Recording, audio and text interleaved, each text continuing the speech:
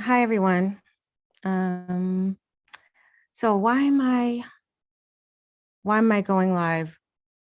You guys know I have absolutely no desire to Hi go everyone. live. Um, It's been so so long. why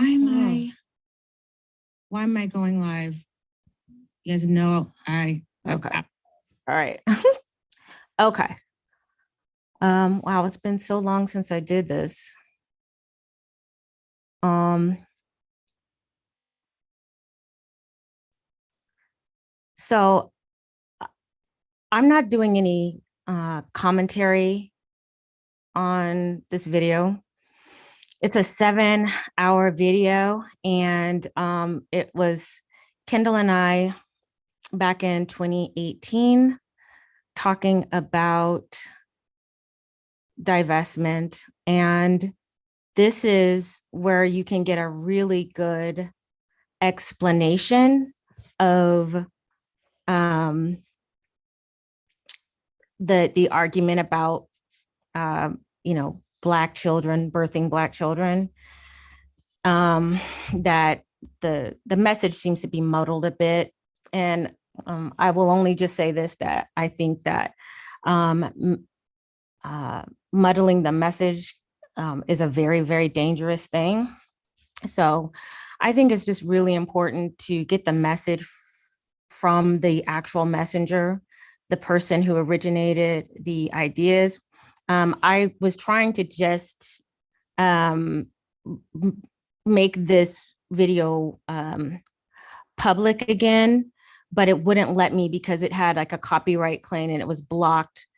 So when it gets to about 134, I'm gonna have to, well, like 130, I'm gonna have to jump past that point, so I don't have the issue again. So I'm just basically doing the live so that you guys can see the live and listen to the discussions, because again, I know a lot of you guys are new to this space, and you may be hearing talking points that well, anyway, this video is from 2018. And I think it's just going to clarify some things. Like I mentioned on my community page, Kendall is one of the most brilliant women I've ever been privileged enough to meet, work with, and be my friend. And I can't just sit by. I can't anymore just sit by and watch people get it wrong. Mostly because, like, for her, because I know how much work she's put in, but also because um, I, I just can no longer sit back and see the train wreck. I'm not commenting. I'm not interested in commenting about any of the factions or the rhetoric. I don't care. Don't come to me with that. I really am beyond that.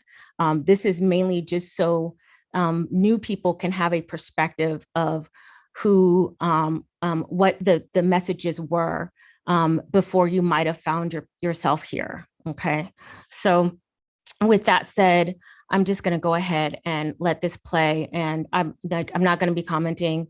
Um, Hopefully, we'll be able to get through this without the video getting shut down. So here we go. Christian and her mother's boyfriend, 32-year-old Kenny Hewitt, on October 19th.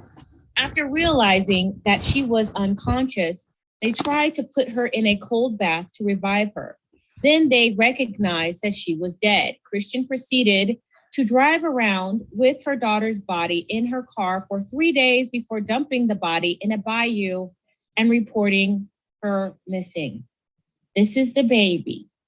This is the baby that this woman's boyfriend sexually violated, unconscious, because he's disgusting. But white men are pedophiles. Only white men are pedophiles, right? Right? The story gets worse. I want you to look at her, you guys. This is a baby. This is a baby who was completely innocent. with a My Little Pony shirt on, with pom-poms in her hair, with baby fat and a sweet little baby head. And this man killed her, raped her first, you guys, raped her first, and then killed her, beat her. This is unbelievable. Kendall, I got your text.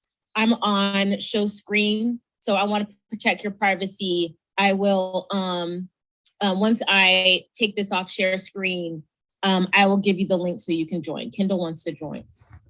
But so here's these two people. This is the 21-year-old who looks about 50. I mean, she's already lived a lifetime of hard time. And this is this sociopath who raped her child while she was out. Christian told the Department of Public Safety in a statement that the three were staying in the Downtowner Inns and Suites Hotel in Houston from October 17th to October 20th. According to the affidavit viewed on dailymail.com, Hewitt took the toddler to get food on October 19th. When the two returned about 30 minutes later, Hazana was crying, which is when Hewitt began beating her with a belt. He allegedly ordered Christian to hit her daughter with the belt when she wasn't hitting hard enough. Okay, did you guys hear? So the boyfriend orders the girl to beat her child, but she wasn't beating her hard enough. So Hewitt began beating her again. Christian and Hazana began going in and out. Christian said Hazana began going in and out of consciousness. So the couple put her in a bathtub in an attempt to revive her. So they beat her so badly that she lost consciousness. Allegedly, Christian said that she noticed signs of sexual assault on the child when removing her clothes. When the couple realized the child was dead and cold to the touch, they tried to use a hairdryer to raise her body temperature, but it ended up burning her skin. Christian told police she kept the toddler's body wrapped in a plastic bag under the back passenger floorboard of her car for 3 days.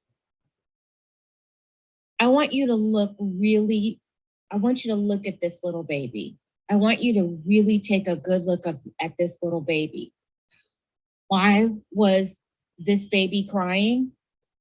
Because her 32-year-old mother's boyfriend raped her, stuck his dirty, nasty penis inside of her, and she was crying because she was hurting.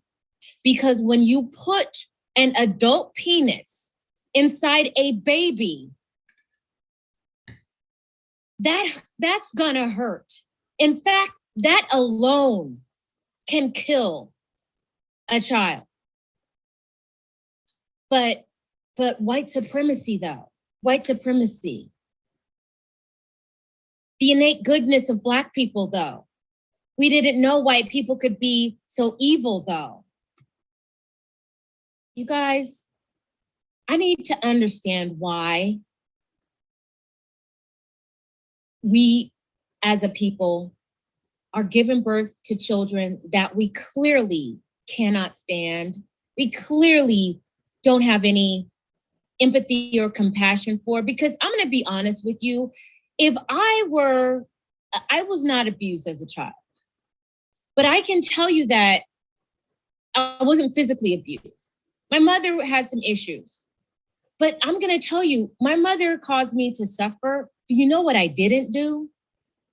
What I didn't do was assume that the children that I had were to also suffer under me because I suffered. But I need to understand why the Daily Mail covers stuff like this and the Atlanta Black Star does not. You know, why do we have to get these news? Why do we get this news on Yahoo and not on Huffington Post Black Voices? But as soon as a white person does something to a Black person, as soon as a white person calls the police on a Black person, we all hear about it. But what about her? What about her? All right, so Kendall, I'm gonna no longer share my screen. So I'm gonna go ahead and send you where I can add you. But you guys, I see stuff like this and it's just a daily. Didn't I just last week, a man killed his girlfriend and her son over a television dispute? Like, y'all, the level of denial that happens for us to be able to tolerate and basically look over things like this, it is just beyond, it is beyond my ability to understand. Okay, Kendall, I just sent you the link. It is beyond my ability to understand this. I mean, I need for somebody to explain to me why this isn't the number one issue plaguing the Black community. You know, why is it, you know, and here's the thing. Anybody who wants to come in here and call this woman, you know, a hair-hatted hooligan, BT 1000, anything else you want to call her, understand that that man raped that child. That man beat that child. And it's the idea that this is all on the woman, that's when I'm gonna have a problem. That's when I'm gonna have a problem. Kendall, you there? Yeah, I'm here. Girl, what can, I don't even, what do you even say to this?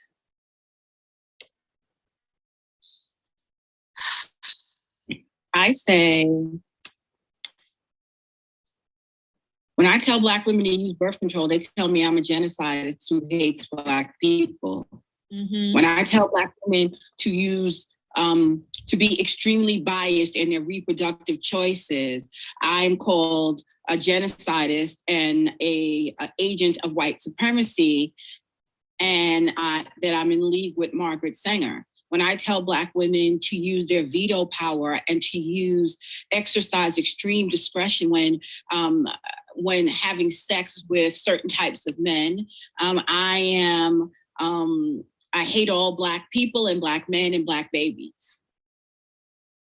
I mean, that anybody who tries to give Black women the power to prevent circumstances like this in their own lives, in the lives of the girls and the other female children, the female citizens of this community. Any woman who steps forward, anybody who steps forward and tries to empower Black women by explaining to them the necessity to regulate their wombs, to not breed for volume, to really think long and hard before making certain reproductive choices, and thus certain sexual choices, and thus certain romantic choices, we are made out to be the enemy. Anybody who tells Black women, specifically Black women, because we have we have the power in this to change the fate of our children's lives and the fate of our lives, and thus the fate of the entire community with our choices. Anybody who does that is made out to be an enemy, unless, of course, it is angry, vitriolic, hateful Black males and their handmaidens who will use so-called accountability, weaponize it against Black girls and Black women, and then blame them for the ruination of the race. But anybody who tries to empower Black women to take their power back, not as an apology to Black males, not an apology to Black people, but as the first cause, as the first decision maker, the first chooser. We're vilified in this community. We're sent death threats. We're told that we are enemies of the race and of the people. Yet when these kinds of circumstances happen, and they happen daily within this community, there's no discussion about it in the community. Like you said, where are the Black publications talking about all of this abuse, this child abuse and neglect? Talking about all of this rape of Black children in this community. Where is it? They don't cover it. But they got a lot of time, spend a lot of time covering Cornerstone Caroline, though. Yep, they sure do. They sure do. As if this is the most important issue plaguing Black people. Like the things that we are, and here's the thing, the media message is what the people prioritize. So people who are reading, Black media, they're prioritizing, white people.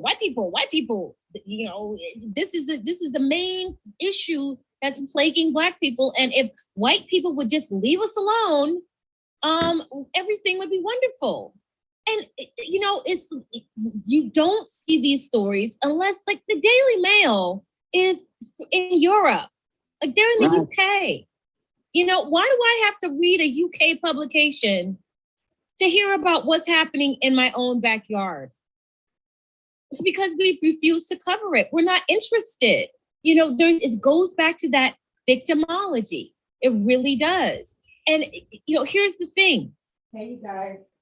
The idea, and Kendall, let's talk about this. Because you mentioned when I sent this to you, throwaway children. I mean, that's pretty much what it's like. I mean, males and females just throw away. Like, when I had my children, I took it so seriously. I would have ripped, and to this day, will rip somebody's throat out if they tried me to hurt my child. And I just don't understand this, like the psychology, even if you have been abused, even if you have been sexually abused, like where's the instinct to protect? And I feel like, I don't know, I don't understand where the instinct to protect your child, where did that go? I don't understand this. Well, the instinct to protect their children, is bred out of Black women as a part of the campaign. It bred out of Black women as girls. First, it starts with the instinct to protect themselves is bred out by the abuse that the girls suffer, and then they grow up, and the instinct to protect their children, particularly their female children, is all but gone. And this is part of motherline transmission that a couple of when we did our Fear and Loathing of Biracial Children event. Yeah.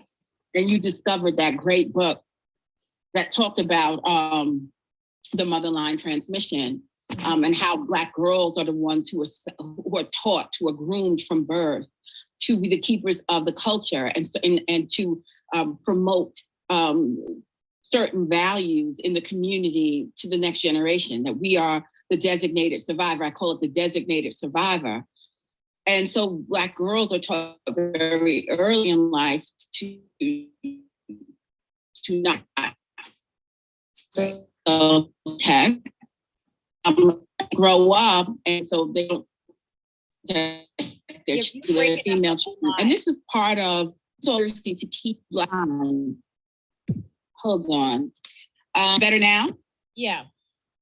Oh, this is better. Okay. Mm-hmm. This is, it's cultural. It's cultural. If a Black girl is taught to not self-protect and has had all instinctive self-preservation from birth, and it's part of the process of the dehumanization process, which is very necessary as part of the cultural values of the Black community. And the reason why is this. Black girls are declawed. You know, like you do a cat? Mm-hmm. They're declawed from birth. And this process happens because the abuse cycle that the community plans on projecting onto the girl is part and parcel of keeping her behind as a designated survivor. Black girls with high self-esteem, with high values, with high self-value, self-worth, who think well of themselves, who feel beautiful, who feel appreciated and loved, who are protected and watered, are not allowed to hold themselves back for what goes on in the community. And also, let's keep it real, for a male counterpart who will probably disappoint dearly in every area of life. So one of the ways that you keep the girl from leaving the community is to make sure she feels she's so downtrodden and she's so full of self-hate, self-loathing that no one will want. She's not going anywhere. It's a typical abuse cycle, right? And this is one of my followers said this a couple of years ago, and I did a video on titled, the Black community is one huge domestic violence shelter. And that's what it is. So they're very, they have no sense of self and no sense of self-preservation. So they have none for their children, particularly their girl children. And this is all part of a culturization. Is that a word? Yeah, it's a culturation of Black girls to keep them behind as a designated survivor. Because if Black girls are not self-hating, everything in the community changes. Everything changes in the community. And the whole thing is to keep the Black woman behind. Because if she feels good about herself and knows her worth and her value, and then this grading the Black man and changing all of the rules to accommodate his failures, both externally derived and internally derived, that's going to change. And so in order to keep her where she is, you abuse her, starting from birth. Right. I mean, here's the thing though, Kendall, is that I'm seeing in the chat room a lot of people angry at the mother. And the anger is justified. It really is. But I just want you guys to walk through a scenario based on what Kendall says about how this initiation process in terms of abuse, where the majority of Black girls are abused before they turn 18, and understanding the process of it. Let's just walk through this for a second. So say the 2-year-old baby didn't die, okay? Say for some miracle, she survived this beating, and the boyfriend was still around, and she was repeatedly, beaten and raped, but she survived. What kind of a mother do you think that 2-year-old girl is going to be? And you want to blame the hatred and blame solely on the woman when that man stuck his dick in a baby. Like, where is your outrage over the fact that a 32-year-old man raped a baby? All of this energy is going towards the anger of this woman. But who raped that baby's mom? Do you understand that this is, and let me tell you something, the people who go the hardest, and we talked about this too, Kendall, the women who go the hardest for the community and who cape for Black men the hardest, you find that they were abused. Are you still there? Right? Yeah, I'm here. Can you not hear me? Yeah, I can hear you now. They were abused. Oh. I mean, there are women on here who have platforms, raging against white supremacy and all the kinds of stuff. And we find out they were abused too. Yeah. But that's part of the purpose of the abuse is ritual sexual abuse. Same way the Catholic Church,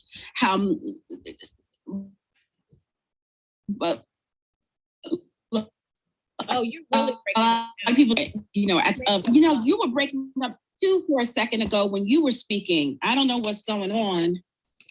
Am I still broken up again now? No, I can hear you. Mm-hmm. Yeah, okay. Because you were breaking up a little bit there for a second too. So every time we come together, they trying to shut us down, girl. Right. Definitely. Catholic Church. So when the Catholic Church, when it was first being created, what they were doing is they were twin boys and ritually sexually abusing them, and eventually those boys became the first line of priests in the Catholic Church. And so here we have now, I don't know how many, 1,000 years later, 2,000 years later, however long the Catholic Church has been around. And now we still have this rapid pedophilia and pederasty present in the Catholic Church. And people keep trying to make it seem like it's just the individual priest, but it's part of this abuse of boys and girls too, but particularly boys, is at the foundation of the religion.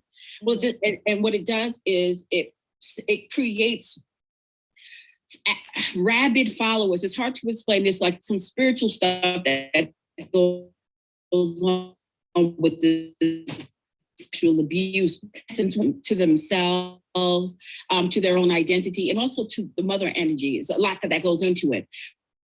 But the same process happens to planet Catholic Church.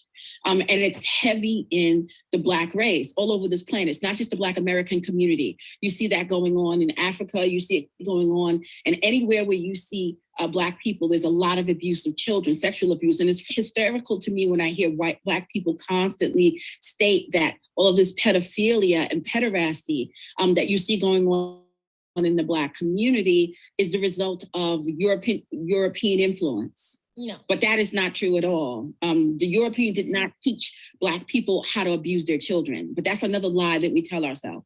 So when you have all of this ritual sex abuse going on in the community, it serves a purpose. And the purpose is to strip the child of a connection to themselves and their identities, and that gives you complete and utter control over that child. And then it allows you to drive that child in whatever direction you want throughout its life. And this is what happens in religion.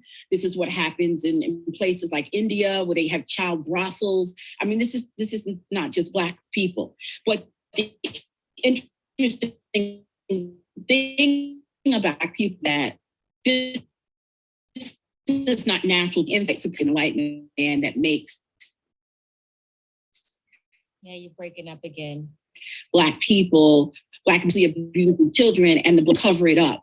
That this is all white supremacy that makes Black people act this way, and that is a lie. And the goal is to do, particularly for the girls, but for the boys too. The goal is to base the child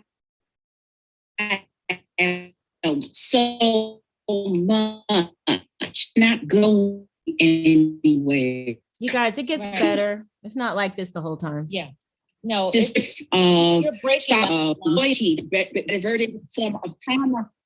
Damn it. All right, you know what? I'll come back in. Okay. Yeah, so this right here, and basically what she was saying was that this is an initiation process to really chip away the humanity of little black girls and little Black boys, and to make them really just feel like they don't deserve any better. It robs them of their innocence, of their childhood, of their self-worth, and it perpetuates a dysfunction over and over and over again that goes unaddressed because we're focusing on the wrong things, you guys. We're focusing on the wrong things. White supremacy did not kill this little girl. A mentally defective man who beat a girl to death because she was crying because he raped her is the kind of stuff that happens over and over and over again that we refuse to address. And trust and believe.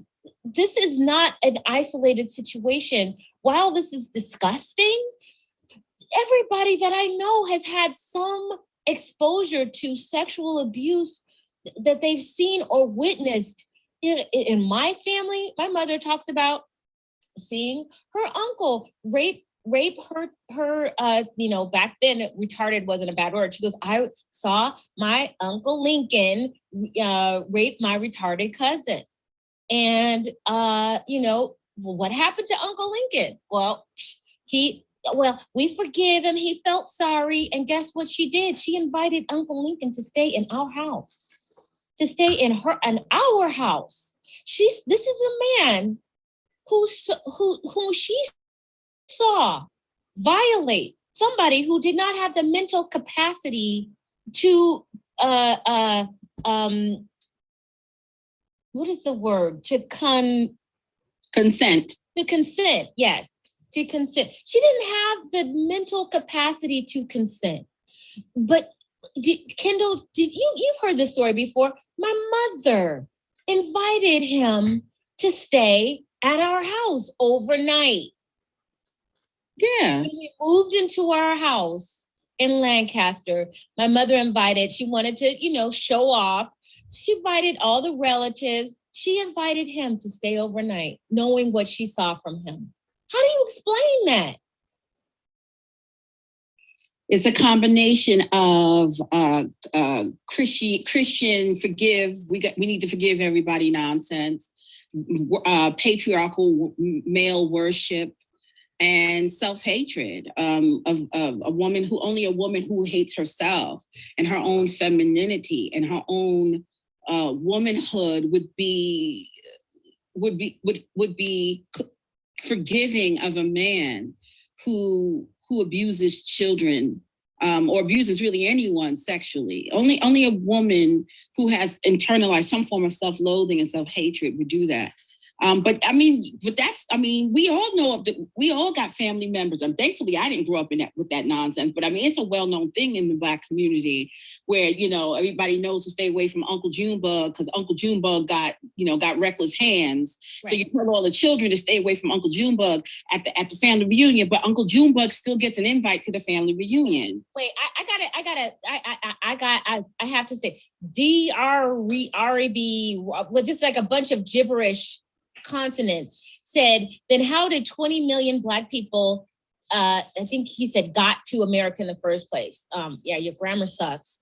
How did 20 million Black people got to America in the first place? I'm going to tell you how. What does that mean? Kendall, why don't you tell them? Why don't you tell Mr. Consonant Gibberish up here how 20 million people, Black people, got to the United States? I'll let you take that one away. Well, I don't believe that 20 million Black people got to the United States. I believe that Black people were already here, but that's a different conversation. So let's just go on the commonly held belief that Black people's presence in the United States, in the Americas, is the result of slavery, right? So if you're just going to go on that accepted idea that we're all the descendants of Africans who came here in chains during this transatlantic slave trade, then however many of us came, however many millions of us came, and there's some argument about that. But however, we got here because Europeans and Africans were in the business of selling Black bodies. Okay, I'm not going to continue until there are 300 likes. You can at least give this woman your like. So we can just sit here. We can just sit here. It's like feeding, right? Like there's just this desire to suck all the energy and life out of other people and not give anything. Yes, it's a replay. So yeah, I'm gonna need to see. Okay, we're at 211. Okay, I'm not putting it back on until it's 300. you could at least give the woman a like.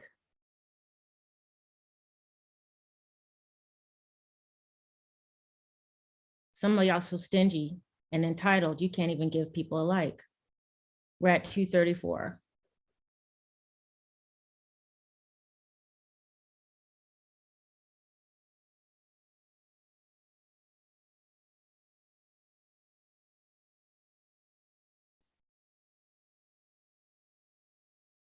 Okay, we could just sit here. We're at 243. Wow. And there's 360 people in here. So until the likes get to be 300, I'm not going to continue. So we can just sit here. It's a 7-hour live.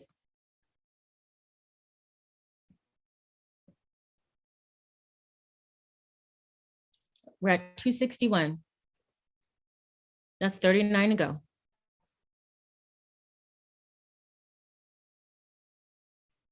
Come on, for the algorithm, you could at least do that.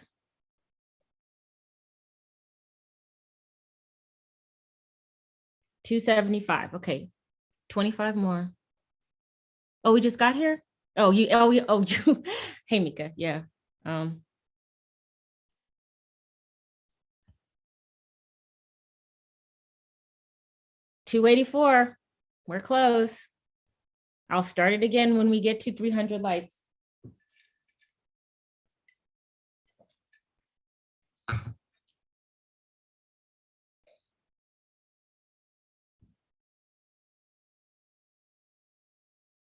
Three more to go.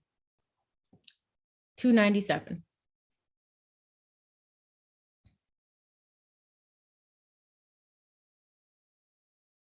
Okay, I will continue. For profit, to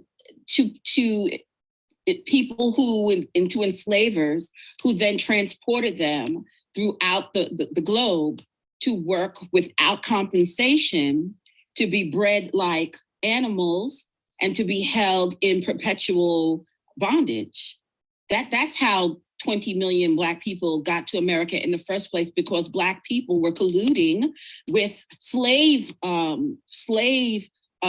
cultures who went into business and with first the Arab and then the European, and sold rival tribe members and sport, what is it when captives, war captives, into slavery.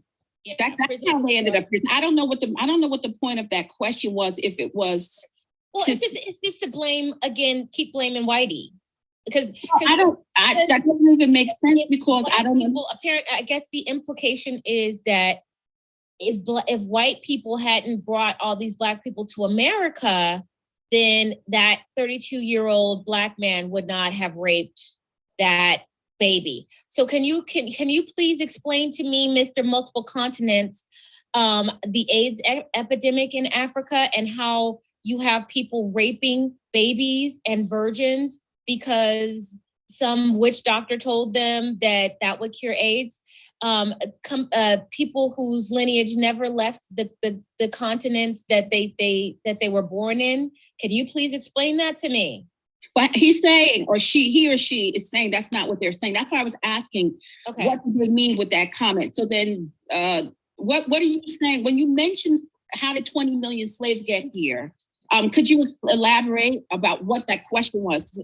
Because maybe we're misunderstanding what you're asking. You're saying that's not what you meant. So clarify what your question was about, and then perhaps we can answer it.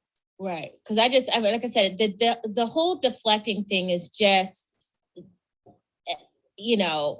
okay, now we're blaming Jews.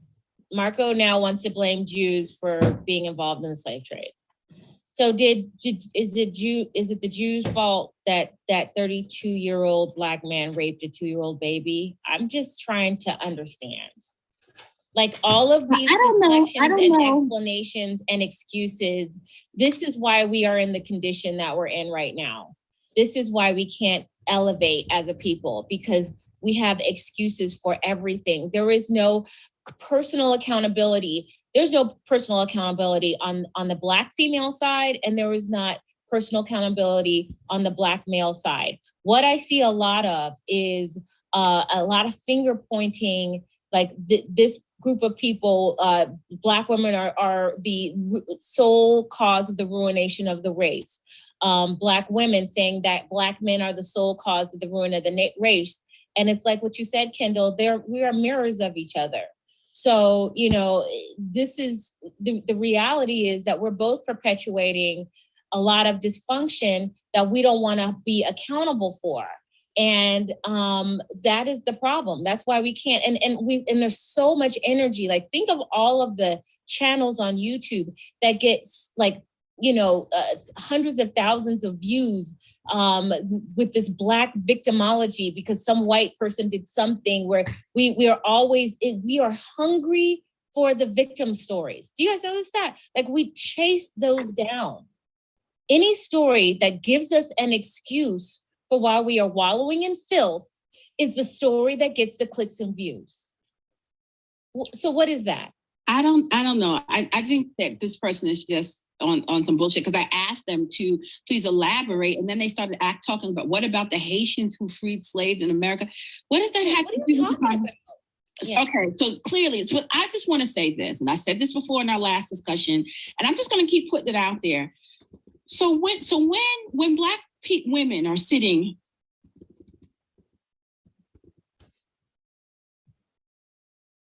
Okay, I don't even understand what he's talking about. Yeah, I don't know what they're talking about either. But what I will say this, I don't know who's behind this. I don't know who this DR, BHR, RJ, BBB. I don't know what that is. But I will say this.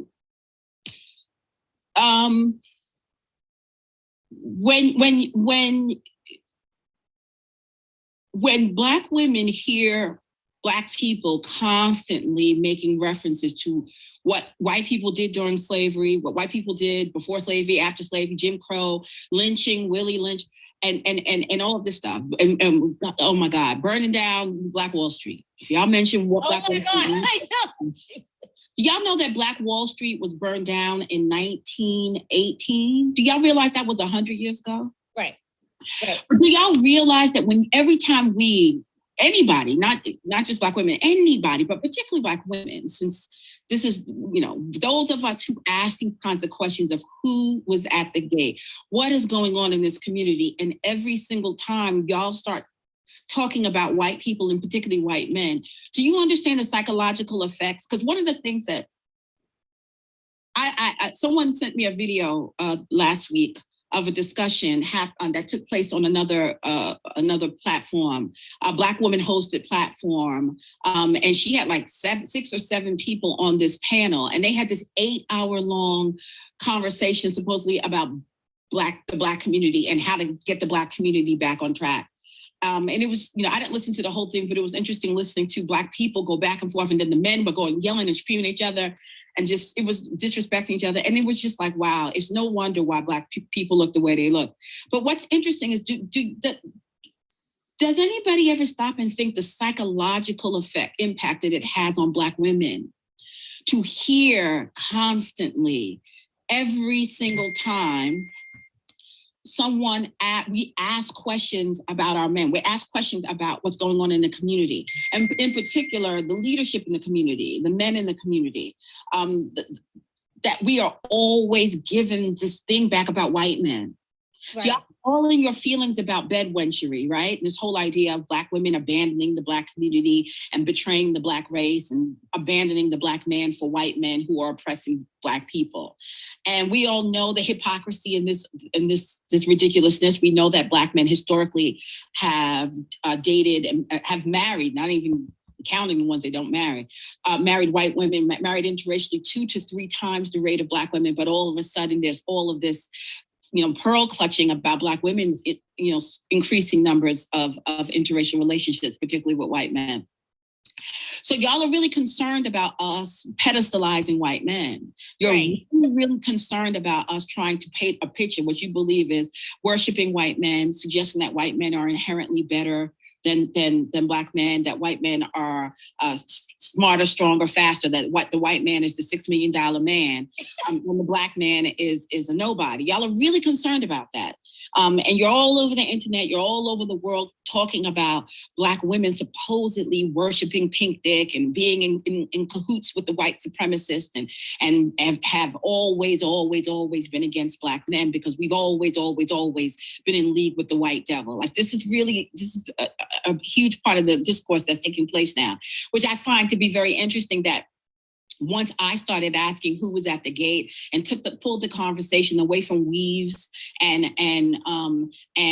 imaginary walls of silence, and I started going back into the history books. Now here everyone wants to talking about history now, but they want to change the history to now, the daughters of the trade and Black women were colluding with the white imperialists and the colonialists, going all the way back to the 1400s. This is now the story that's being told.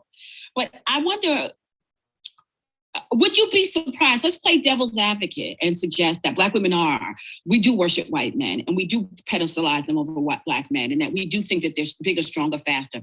We do agree that Brad is the $6 million man and the Black man is nothing, that we can't wait to get pink dick and have mixed race, beautiful babies who are going to form a buffer race between white and Black. Who are going to enjoy privileges over fully Black people. Let's say that that's the case.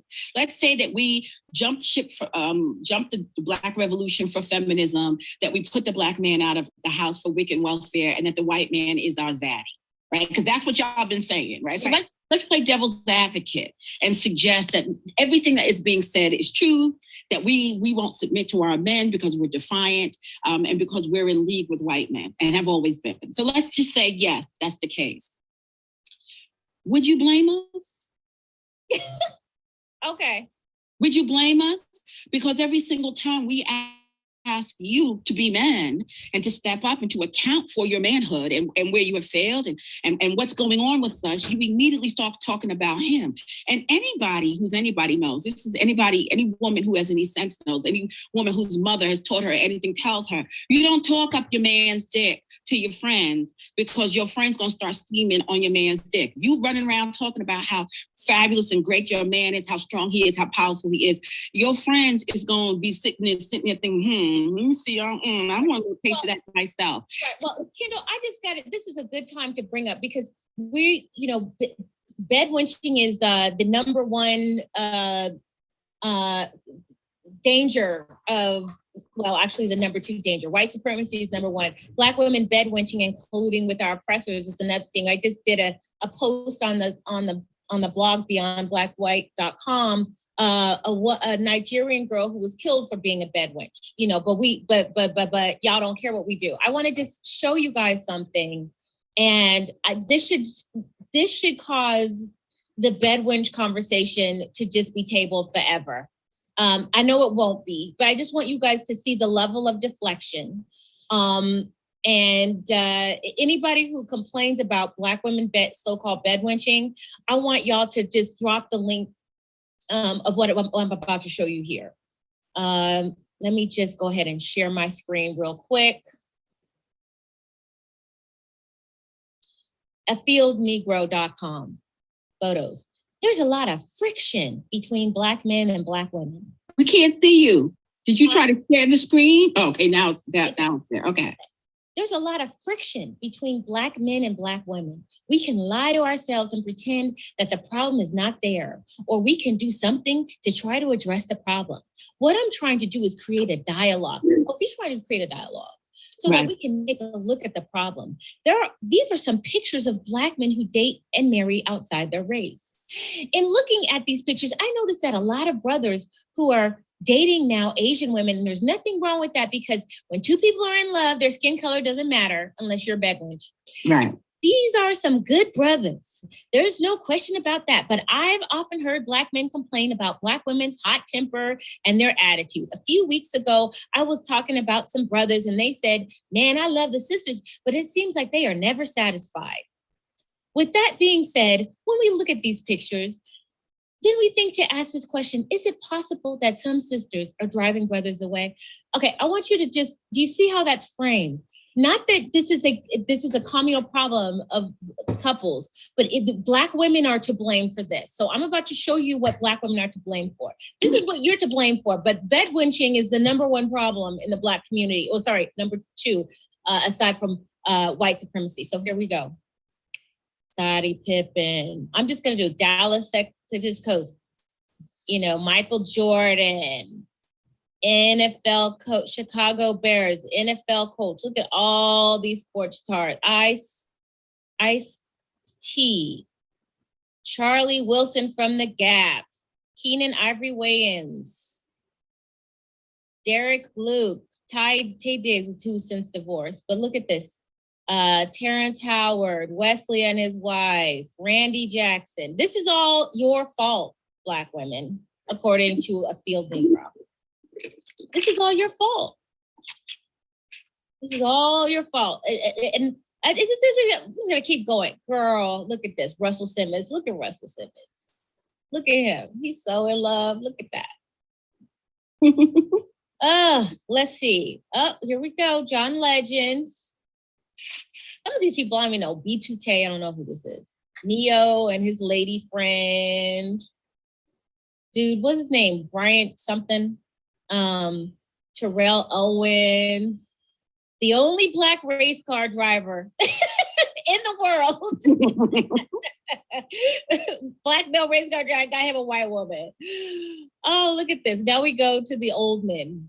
Attorney Verdon Jordan, Kofi Annan, Barack Obama's father and mother. Black women, this is your fault. This is your fault.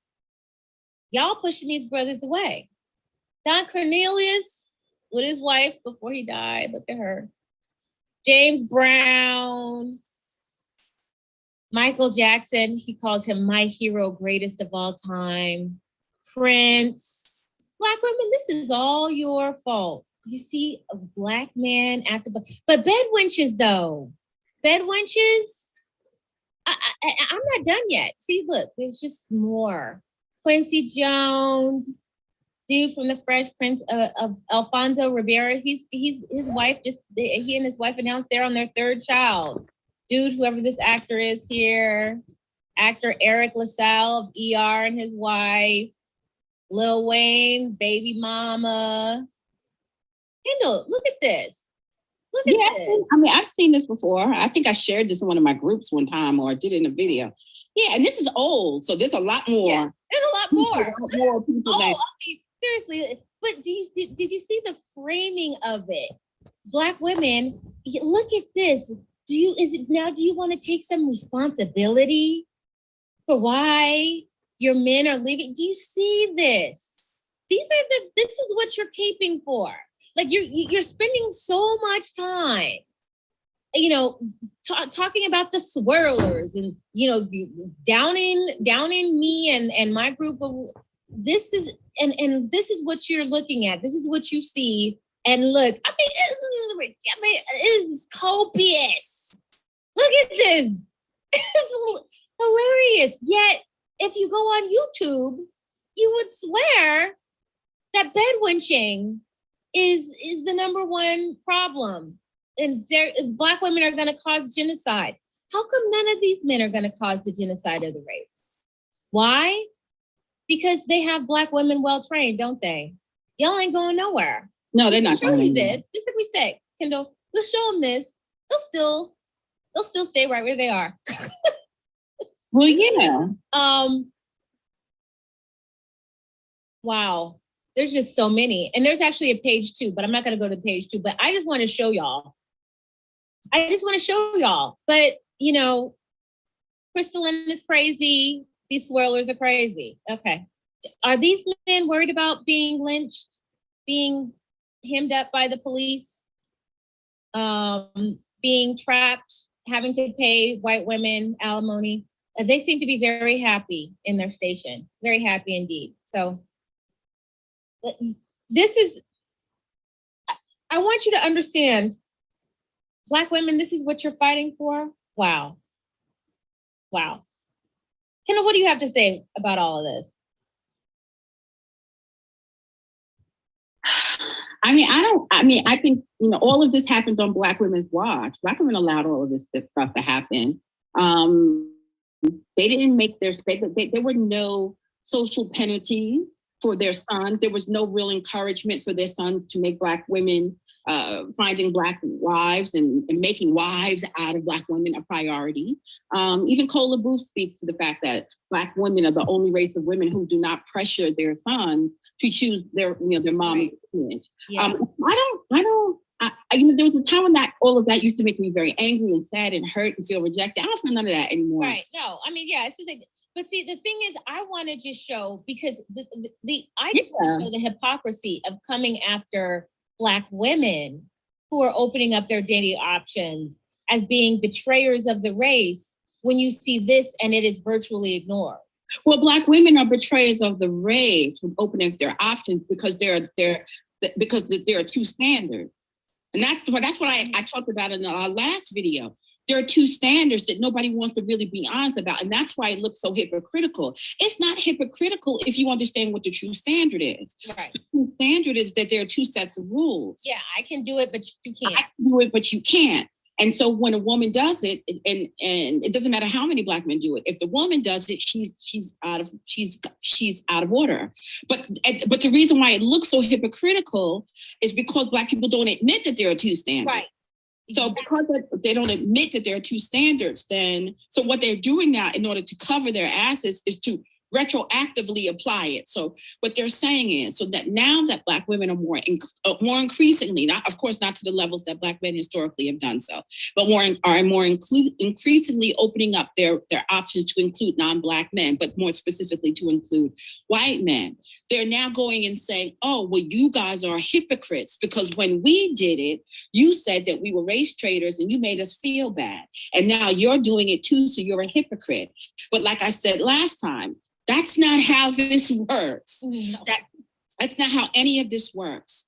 If I'm in a relationship with someone who has been a habitual cheater in the relationship, and I've asked them to stop cheating and they won't stop cheating, and over the course of 20 years, they cheat and expect me to accept it because I'm a man, because they're a man, and ultimately that's what men do. But as a good, virtuous woman, you're supposed to remain true to him and to the family and to the children and to hold the family together, because the family is the basic unit of a nation. Mm-hmm. And so the woman is supposed to endure the man's infidelities because he can't help it. It's just by natural design. God designed him to desire other women sexually. And as long as he comes home and takes care of the kids and takes care of the bills, then she just needs to look the other way. And that's the double standard. That's a very standard double. But if you cheat, but after years of being cheated on, then if he tries to come to you and now tries to, see, that's reverse psychology, to come to you now and say, how are you going to judge me all these 20 years for cheating when you're doing it? And that's reverse psychology, right? That's a reverse way of reversing the fault, right? Mm-hmm. But the truth of it is that's not hypocritical. What that is a response to mistreatment. And so what it is the leveling of the playing field is what it is. And of course, the person who enjoyed the privilege that they had when the playing field was to their advantage is going to now feel, it's going to try to change the narrative to be that, well, you're just as bad as I am since you're doing it too. Because the expectation was that person the wife would remain loyal no matter what the husband did, as long as he didn't necessarily walk away, as long as he did what he was supposed to do as a man, protect and provide. Then what he did outside the marriage sexually with other women was was not really an issue, shouldn't be an issue. And the woman's proper place is to stay put. She's the designated survivor. She's the backbone of the family, the backbone of the community, the backbone of the race, the backbone of the nation. Her standing still provides the stability for the family unit to exist, for the village to exist, for the nation to exist. And that's kind of the basic premise of patriarchy, right? So that's kind of the understanding. And so when she violates it by going and get herself a little side dick, she's out of order. He was never out of order for what he did because that's just what men do, right? You mean, a key that can open all the locks is a master key, that nonsense. But a lock that opens to any key is a broken lock, that nonsense. Mm-hmm. So the reason why this looks so crazy is because Black people won't admit how sexist and how patriarchal and how duplicitous they are, how hypocritical they are in their ideas. And thus, so then when the woman says, well, fine, and if you're going to cheat, i.e. go outside the race, and you've been doing that for decades and for generations, and anytime I tried to ask you to stop, anytime I told you how it was destroying my self-esteem, how it was demoralizing me, and how it was compromising our strength as a unit, as a family, you told me that this was in your rights to do so. And the reason why you were going outside the relationship, because there were things that I was failing at, that I wasn't providing for all of your needs. And so you had to go to these other women, i.e. white women and Asian women, Hispanic women, to get your needs met because I was failing you. This is what you told me. And so after years and years of begging, when I finally decide, well, you know what, while you're out over here tripping the light fantastic with Becky and Mei Ling, I'm not getting all my needs met. There are things that I'm going without, and I'm tired of going without. So maybe while you're out over here with these hoes, you won't know what I'm doing because you ain't home, and we all have options up in this bitch. And so maybe I'll go check out you with Mei Ling. I'm with Mei Ling's brother, Young Kim, and you with Becky, and I'm with Becky's daddy, Brad, Dr. Brad. And then, so once that begins to happen, the same community that allowed that double standard to exist in the favor of the male will then turn back to the woman and say, oh, wait, you're breaking the rules. This is not the understanding. The understanding is that you are the designated survivor who stands still and creates stability in the family unit. And I provide, I'm supposed to provide the protection and provision, but we know that doesn't really go on too much anymore. And so when she violates the natural order of things, when she opens up her options by emulating the same behavior of the man, this is why Black people always say Black women want to be men. They want to do what men do because they don't think we should have the right to exercise our romantic options, but the men should. That's one of the perks of being a man because God designed them that way.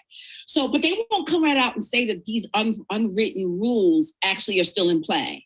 They will pretend like it's all even Stevens and we're all, women, y'all are independent. So, but no, you still do have your patriarchal double standards and your ideas about male supremacy and female submission. You still have all of that.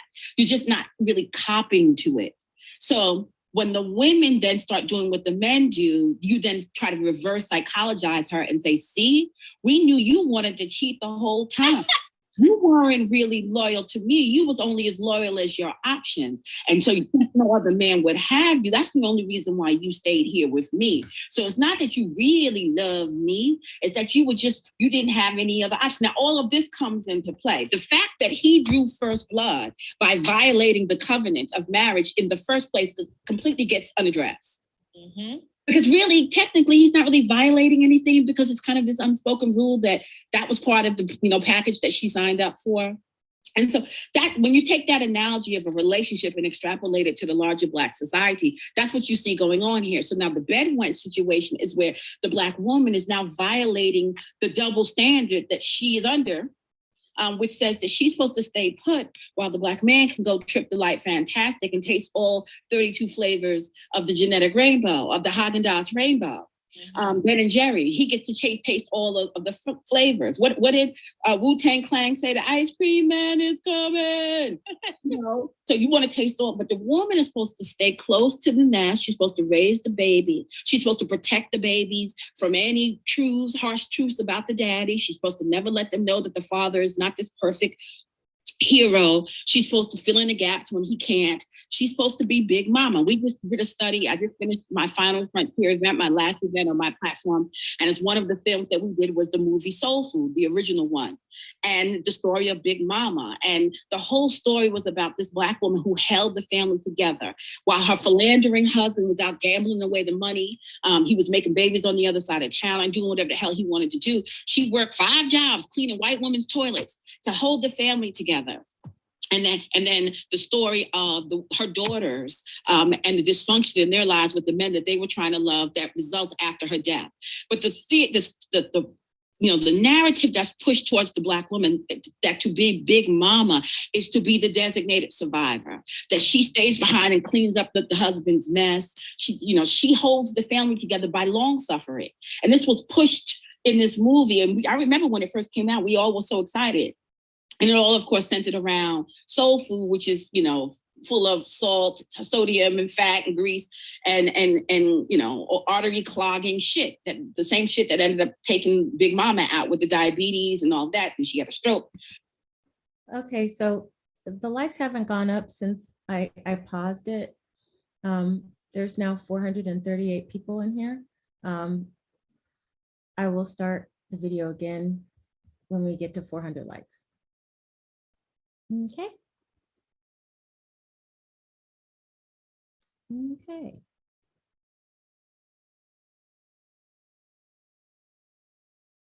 We're at 393. Oh, y'all are quick this time.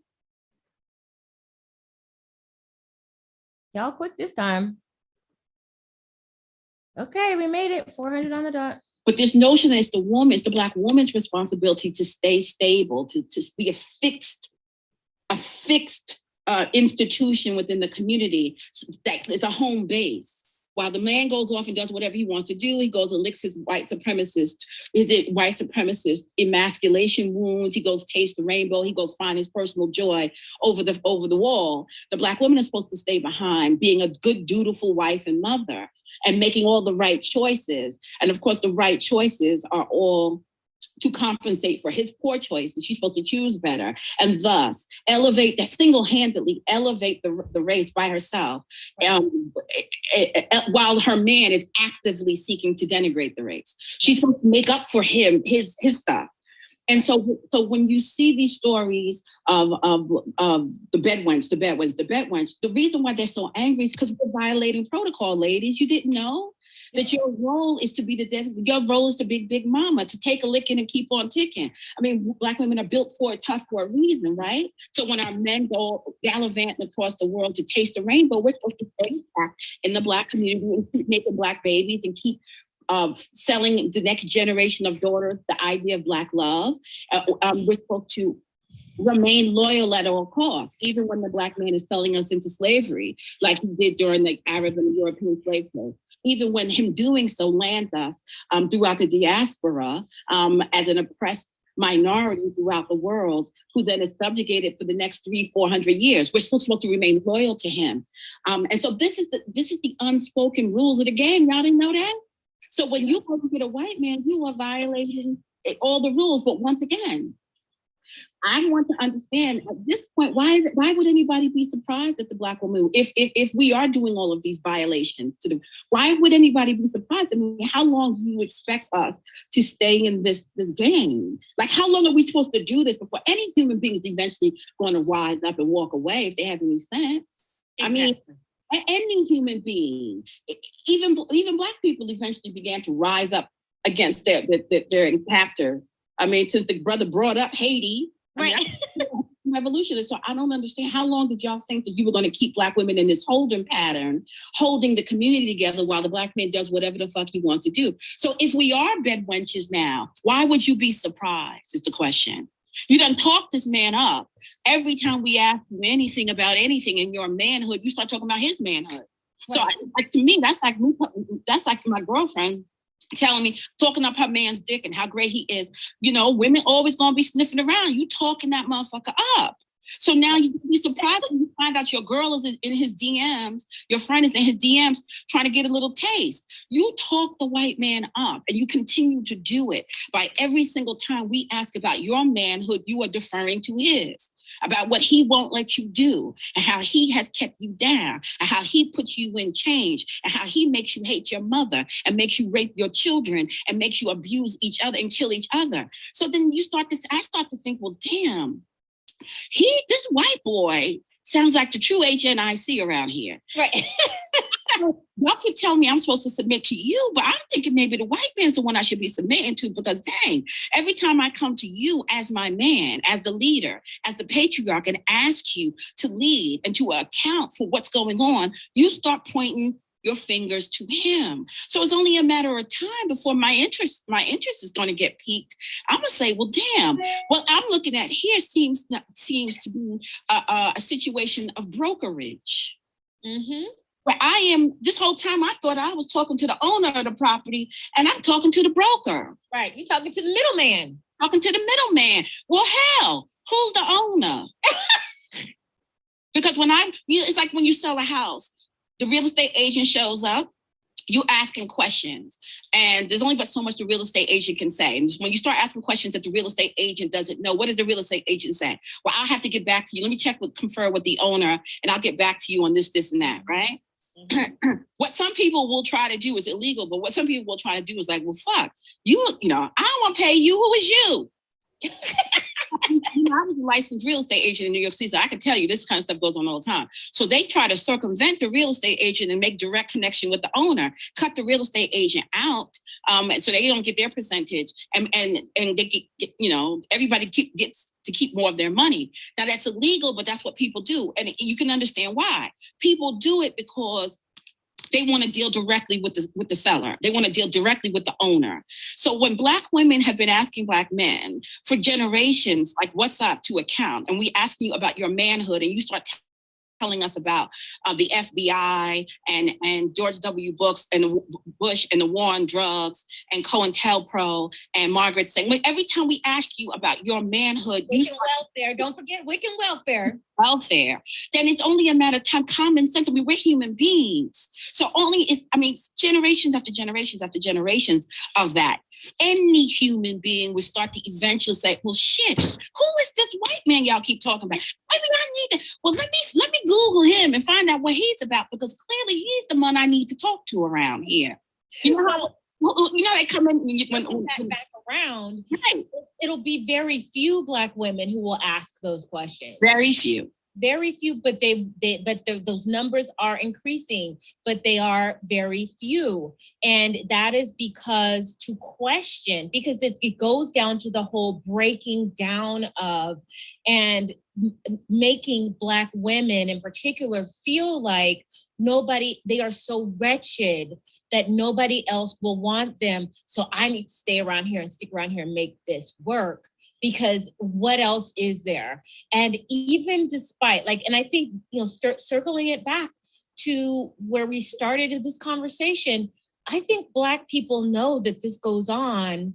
I think I think that they are, to some degree, inured to it. They're numb to it. But it's a situation of a devil that you know versus a devil that you don't know. Well, so you're more afraid of that white man than you are of Uncle Lincoln raping his 2-year-old niece. Well, but that's purposefully done, though, right? Like I always use the example with my ladies. I have an extreme fear of flying. I didn't always, but as I've gotten older, it's at phobic levels. I don't like to fly, and I hate that I don't like to fly, because it causes me to hesitate to travel, because I don't like to fly.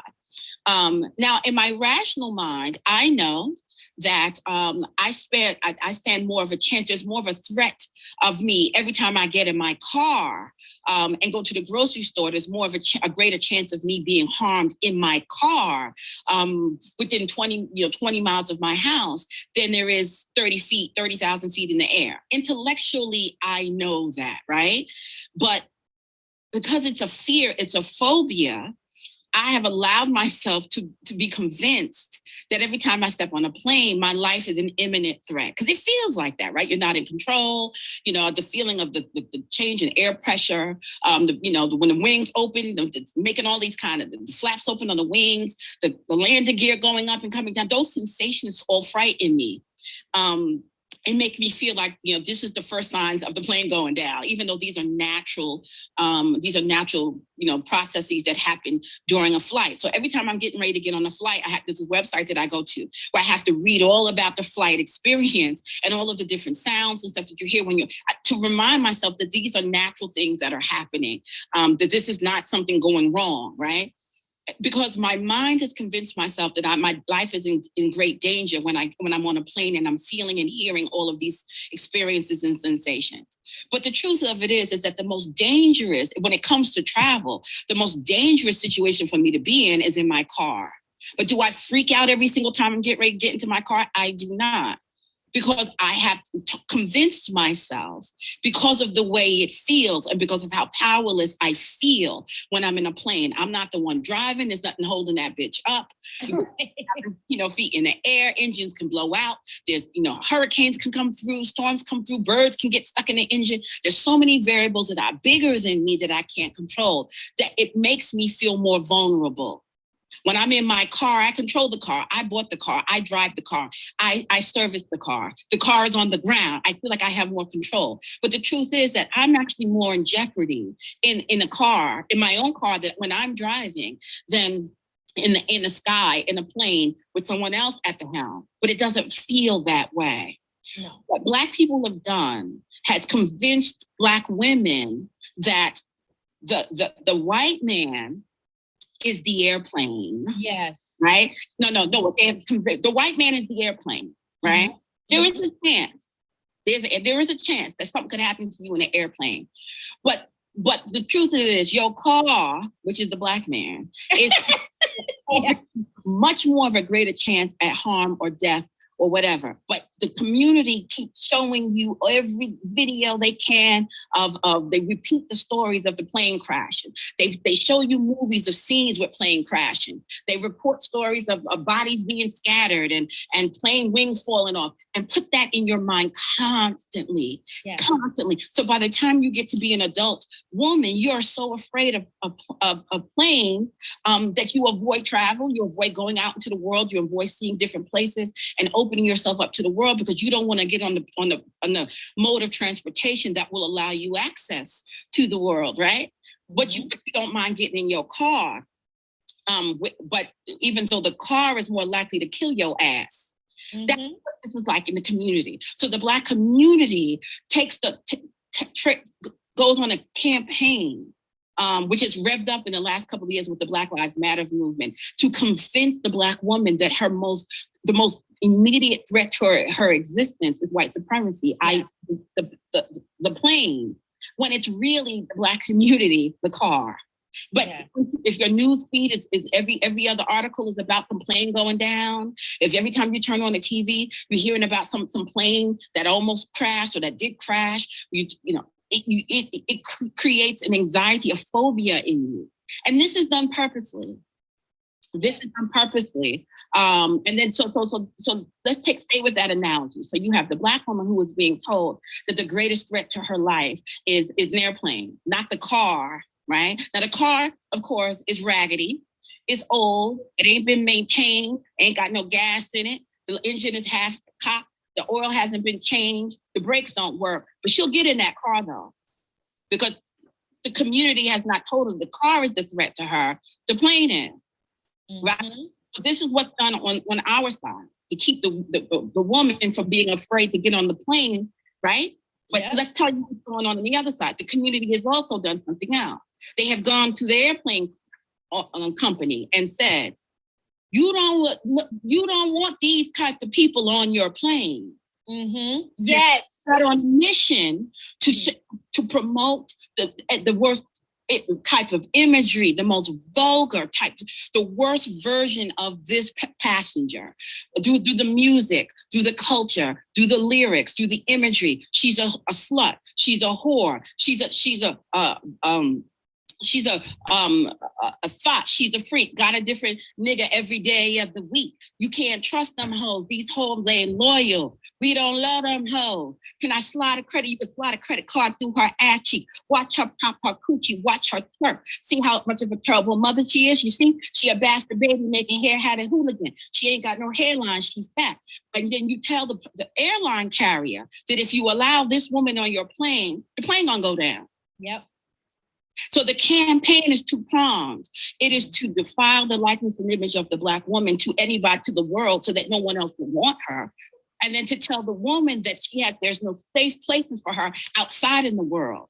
And this two-prong effect has been very, very, very effective in keeping the Black woman put. Because the fear is that if the Black woman, and specifically the Black American woman in this case, if she doesn't have all of these built-in reasons to stay behind, if she's not depressed, if she's not overweight, if she doesn't struggle with her beauty, if she doesn't hate her hair and her nose and her skin color, if she's not degenerate and ratchet and wretched, if she's not bogged down with 11 babies by the time she's 30, if her body's not full of stretch marks and cellulite from bad eating habits and poor lifestyle choices, if you haven't filled her head up religious nonsense and patriarchal foolishness, if you haven't done that and you allow her to be the best version of herself, then you may have a hard time keeping her put with when men who can make her a better offer come knocking on the door. Girl, so, and that is why there was such pushback about pink pill. Yep. And because the idea, I mean, to the point where, and Kendall, you know, to the point where our retreat, which is happening very soon, was attempted to be thwarted. We were just having a retreat where we're going to be a bunch of giggling girls having a 3-day summer party. And that is thwarted by people who do not want Black women to be the best version of themselves. You know, the most hated Black woman in the community is? The most hated Black woman in the community is not a prostitute, is not a drug addict, is not a hair-headed hooligan with multiple baby daddies. The most hated Black woman in the community is a carefree Black woman. Yep. She is the most hated, because I wasn't completely carefree, but I was more carefree than the average Black girl. Like I said, I grew up in Lancaster in the 80s, and during that time, it was a very fast-growing city that was nice and safe and clean. It's different now, but it was then. And I wasn't worried about my safety constantly. There was one time that there was this really, really scary white dude in a Datsun who tried to kidnap me. But for the most part, I lived a pretty carefree life. I spoke with the Valley Girl accent, and Kendall, it enraged when I started wanting to be around more Black people, wanting to, just try to, immerse myself in with more Blackness, because you know how you get to be in your late teens or early 20s, you want to immerse yourself in Blackness.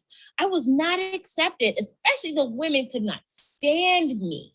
They couldn't stand me, and I could not understand why they hated me so much. But the Black community truly hates a carefree, feminine Black woman. There's names for her. She's bougie. She's a bad wench. Even if she is married to, or dates only Black men, if she has a certain attitude, she's a bad wench too. She thinks she's better. She wants to be white. I mean, she just so there's so many. There is this level of contempt for the carefree Black woman, and any attempt for a Black woman to improve herself and be the best version of herself, because you guys need to understand this, because there is a fear that if you become the best version of yourself, that you will leave. Yes. You will leave. You become the best version of yourself. Chris, I just inboxed you on Facebook a video, and this is the video that we're talking about in my group. Okay. KsC, who has the platform Divine Dark Skin, she posted a video of a runway show, and I had seen this years ago, but she posted it again recently. Someone sent it to me, and I think you should share the screen. Okay. Runway show. It's only a couple of minutes, and it's all Black women. Okay. And share your screen and show it. And then I'm going to commentate on this, because I want y'all, this is what we're talking about. See, here is the deal. There was a campaign. I know Black women don't want to believe this, because we're always talking about social engineering and these agendas and propaganda campaigns against Black people that are launched by white people in the white supremacist system. Okay, so press pause, because I want to set this up. Okay. So we're always told that white people are using the media and propaganda to denigrate the Black race and to denigrate Black people and Black women and Black men. And we've accepted that narrative as true, and we don't really question it. And it is true. I mean, there has been a serious propaganda machine going back all the way, hundreds of years to try to create this image of Black people being savages, of Black people being uncivilized, of Black people being brutes, right? Rapists and whores, right? Mm-hmm. But what Black women don't want to accept, won't face and accept, that there has been another campaign that has taken place within the community. And the campaign went like this. Right after the 1960 civil rights movement. Before that time, you don't see a lot of open imagery coming from within the community of that are anti-Black women openly, right? So we know that there was still some nonsense going on, but you don't see a lot of imagery from within the community being promoted to the outside world or even within the community that really seeks to really destroy and denigrate the image and likeness of Black women. You begin to see this, the onslaught of this, right after the Civil Rights Amendment. And I've talked about this before. 1960s civil rights movement is going strong. 1964, Martin Luther King is at the helm. And then we have the Civil Rights Amendment passed, I think, in 1965, right? Mm-hmm. So right after 1965 is when you begin to see this campaign to really start to really show Black women in a bad light. And it started primarily with the Black exploitation era, which started in the early 1970s, right? Early 1970s, which is ironically right 5 years after the Civil Rights Movement. So you would think, well, we had just gained independence, integration is now, legal. Why would we then start promoting the worst images of Black people do Black exploitation of pimps and hoes and hustlers and all that? Let me tell you what was going on. If you look at the chart, you see that what immediately began to happen after the 1965 Civil Rights Amendment was integration. And one of the institutions that was integrated quite heavily was the white woman's coochie. And it was integrated quite heavily by Black males.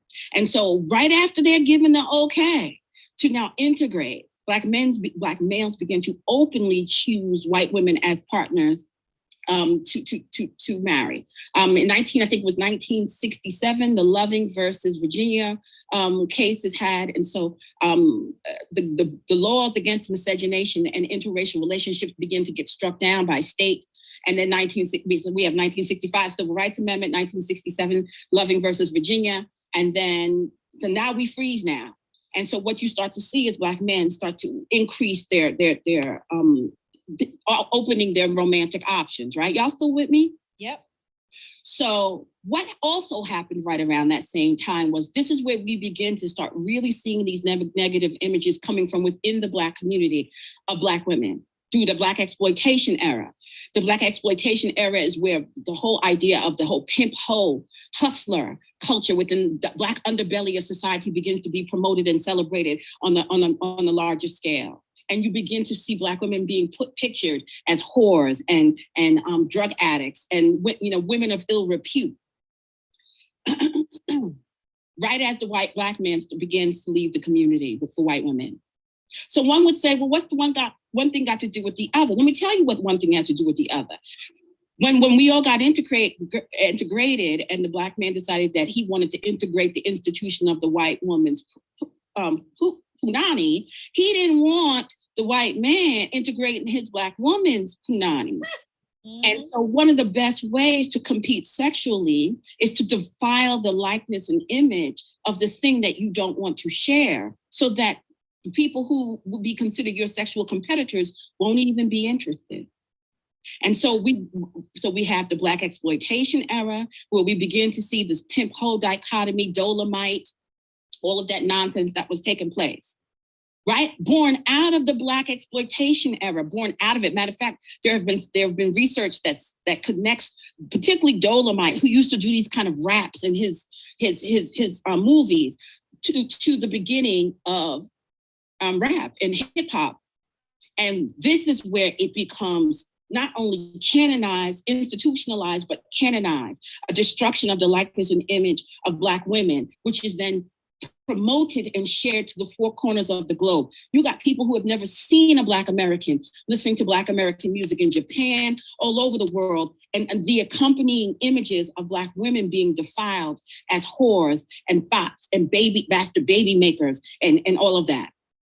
So in essence, what the Black man did was get his freedom to get white women and then lit a match on his way out the door so that no one else could occupy the home that he was leaving. And by destroying the likeness and image of his own mother so that to keep her out of the hands of the white man. This is what's going on. And so for 50 years now, this is what has happened. Now, I want you to hit play on this video here, and then I'm going to give you some commentary. So hit play. Okay. This is where I have to fast forward it because it's copyrighted and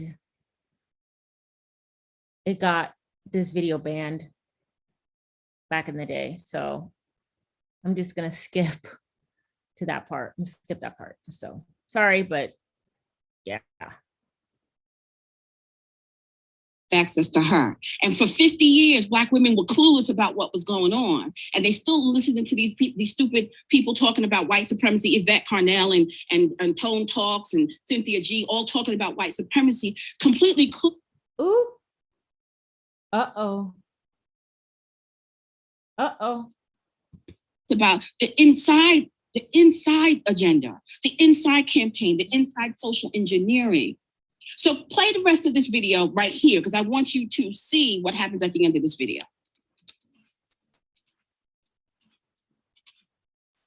Oh my God.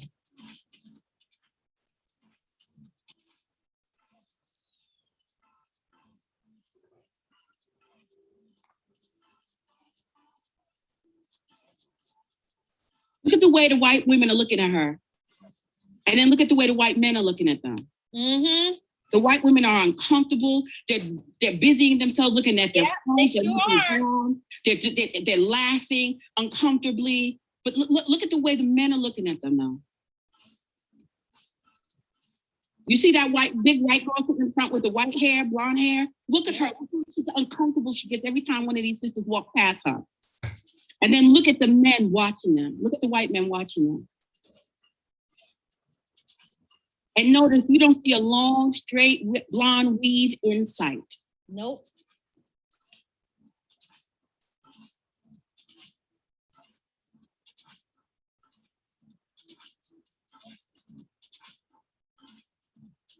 We got to show Black women because they don't believe us when we they really don't. So you got to show it to them because for whatever reason, they don't believe their own experiences. So you got to show them. So when you see Black women looking like this, right? Oh my God. Look at the cakes, y'all. Look at the cakes. Lord have mercy. Look at this one coming. Don't make no man tell me some mixed race, don't even know what the hell she is. Chick is the most exotic woman on the planet. When this is what you have access to at home, you crazy. Right. You crazy. You out your ever-loving mind. Oh my God.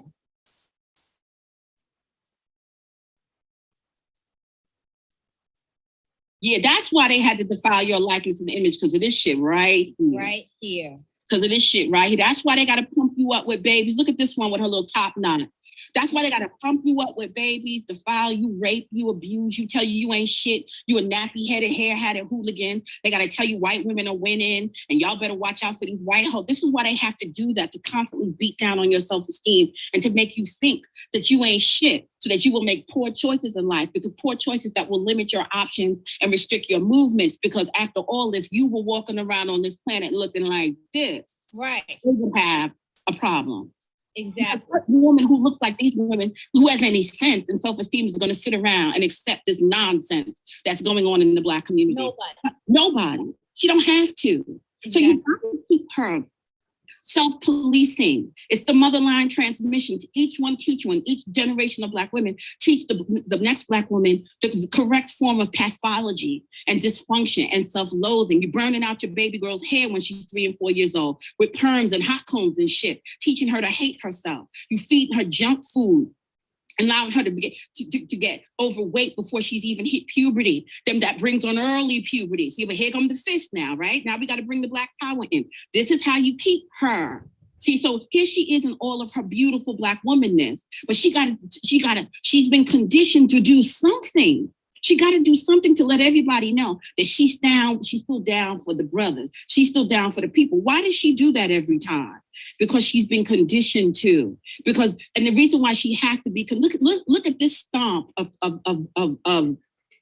queenhood, the march of queenhood on this runway. No, they got to.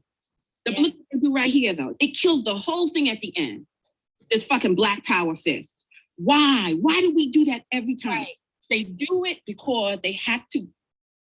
This right here is to let every single white man in that room know that I am still with my brother. Right. I'm still with my, right. So they have to get you. I am unaccessible to you. Don't get it twisted. About it. All this cake ain't for you. That's right. That's what that is for. And why does the Black woman always do that? She does it because she's conditioned to by the community that makes her Black first instead of woman first. That's right. And so then that means that the community has to work, less hard to keep her locked down. The community has to work less hard to keep her out the grips of white people, white men, because ultimately that's what this whole thing is. Y'all don't get it now? This whole thing is a battle of bloodlines. You keep the Black woman so downtrodden. And even if she's not downtrodden, she's so damn raised first. Yeah. She's so that she won't even open up her mind, even when she sees the marriage rates go down, even when she sees the out of wedlock rates jump up, even when she sees the memes and the videos calling her everything but a child of God, even when she sees the HIV rates and the herpes rates and the rape rates and the pedophilia rates and the domestic violence rates and the murder rates and the matricide rates, she won't go nowhere. She's still putting her fist up. Right. That is not natural, lady. Like, this is for you. Even though you don't have anything for me, even though you've defiled my image, even though you will pick a white woman over me, those beautiful chocolate sisters, you go to the club, who will get picked first? Will they get picked first? No, well, they may get picked, but like he said, it must be your ass because it ain't your face. So if you got her ass out, which is part of the reason why Black women are always dressing like that to try to grab the Black male attention, especially darker-skinned Black girls, because the only thing that he will pay attention to on her is her body, right? Mm-hmm. So that's her way of capturing his gaze. But this was all purposefully done. This wasn't about no goddamn white record executives. These dudes came up with the ideas for these songs. These dudes came up with the ideas for these videos. Don't let them. And if you don't believe me, there's a video of Nelly years later, because I played it on my page, saying he don't apologize for this. As far as he's concerned, this is his artistry. This is what he likes, and he has the right to promote what he likes. He was, even years later, is unapologetic. But let me tell you what he did though. When his sister was dying of leukemia or some kind of disease, and they needed bone marrow for her to survive, he wanted to do a show. He had a show scheduled at Spelman. That's right, the all-Black woman college in Atlanta, for a bone marrow drive. Right, he was going to put on a concert, and in exchange, they were going to ask the sisters at the school to donate bone marrow to save his sister's life. So after he defiled the likeness and image of his own mother, his own sister, his baby mama, the women in his family, his godmother, his grandmother, the community women of his family, had the nerve to then turn around and go to those same women and ask them for a fucking favor, to give up body parts to save his sister, because of course we all hoes, but she's not. We all thoughts, but she's not. So his sister and his mama, they're not Black hoes and thoughts who need a credit card swipe between their ass cheeks, but we do. But then when his sister was about to die, he thought that we were all going to just sit back and feel so much loyalty to him, or more importantly, feel loyalty to her because she was a fellow Black woman and show up. But the sisters in Spelman finally got some damn sense and said, absolutely not. Off with his fucking head. and refused to allow him to do that concert at his school. Oh, but I'm sure that they were bed wenches and traitors. His sister, I think, eventually died, and he blames black women for his sister dying. Wow. And he really thought that after he put that video out, showing the world us at our absolute worst, turning us all into low budget whores and strippers, that we owed him anything. He really thought that. Right. But that's what Black people do, because you are the designated survivor. They can do anything to you and you are to stay put like a fucking dog. And you dummies, Black women, all over the internet promoting that nonsense. Stay put. Sit, boo-boo, sit. Good dog. Right. There's a guy on here. They banned him, John Lucas, and he said every Black pearl belongs to a righteous Black man. No, we don't belong to you. Because then y'all tell us that y'all didn't belong to us when y'all was with all these white women all these years. Right. See, I got questions for you, dude, because I've had many conversations with Black men. I can pull up we can Google right now and pull up 1,000 videos of Black men saying that y'all don't belong to us. Oh, I get it. This is where the double standard comes in. Remember, I told y'all the two sets of rules. So we belong to you, but you don't belong to us. That's so right. we're supposed to be loyal to you. It's kind of like that polygamy mindset. Right. So you get I can do whatever I want to you. Right. You must treat me with kindness and respect, empathy, and compassion. and loyalty. Whatever I want to you. And remember, it's all about sex, sexual loyalty, genetic loyalty. I can go out and create half-breeds across the planet. I can go out and make babies with everybody, including the daughters of the so-called oppressor, but you cannot. No. That's my rights as a man, you see, because the divine order of the Most High Yahweh, God Jehovah, said that, that he created man in his image, not you, hoes. Right. So Christ, we were here, to be the vessel, the helpmate, and the comforter of the man, so that we wouldn't feel lonely in the garden. You see, we were created by the Most High. You see, to spread our seed far and wide. We civilizing these white holes when we and give them babies. You see, because our seed. That germ is the ultimate seed of Blackness, sister. So when we out here making all of these babies in Germany and in Spain and everywhere else, and in the United States, screwing everything like bright and damn near white and everything else, we're not going against divine laws, sister. But see, sister, you can't be with that white man, sister. See, that's the nonsense that Black women have allowed. Listen, I was in the ciphers 30 years ago, listening to the men talk that nonsense. I know exactly what I'm talking about. Mm-hmm. I was in the ciphers with the gods and the earth. I know exactly what I'm talking about. This double consciousness. So why don't y'all just go ahead and admit to the truth? Right. Y'all think you own us, and that we owe you our wounds, our pussies, our love, our attention, our beauty, our support, our protection, our devotion. But you don't owe us back nothing. Ours is obligatory, yours is optional. Let's just come, because at least if we're going to have that conversation, that's a conversation I would participate in with the brothers. Right. Y'all don't ever want to come right out and say that. Y'all want to pretend like we all even Steven, but then act completely opposite when it comes to your real life choices. And so I'm not going to engage that nonsense. But if you're willing to come to the table and say, listen, there's a double standard, yes, and this is why there's a double standard. And I do believe that I should have greater privileges and rights than you, then at least I know where we stand. But when you lying and pretending like, nah, we just need to communicate better. Yeah. No, that's not what we need. Come together as a people. No. So circling all of this back around to your original conversation about this little baby girl that was killed. The boyfriend sexually abuses the 2-year-old baby. The mother comes in and sees the girl crying. The boyfriend probably because he was afraid that the mother might discover what happened, and tells her to beat the child. She starts beating the child, and he's telling her to beat the child harder. And she does so. The child is going in and out of consciousness and then dies. They put the child in a bath, trying to warm the body up. When that didn't work, they start putting a blow dryer on this dead baby girl's body to warm the body. They put her in the cold water. put her in the cold water on her and burn her skin. She's Burn her dead. skin. They've now defiled the dead body. Now the dead baby, and then because she probably didn't know what to do, she wraps her own baby's body up in plastic and puts it in the tire well of her car and drives around with the dead body of her 2-year-old baby girl in her car for 3 days.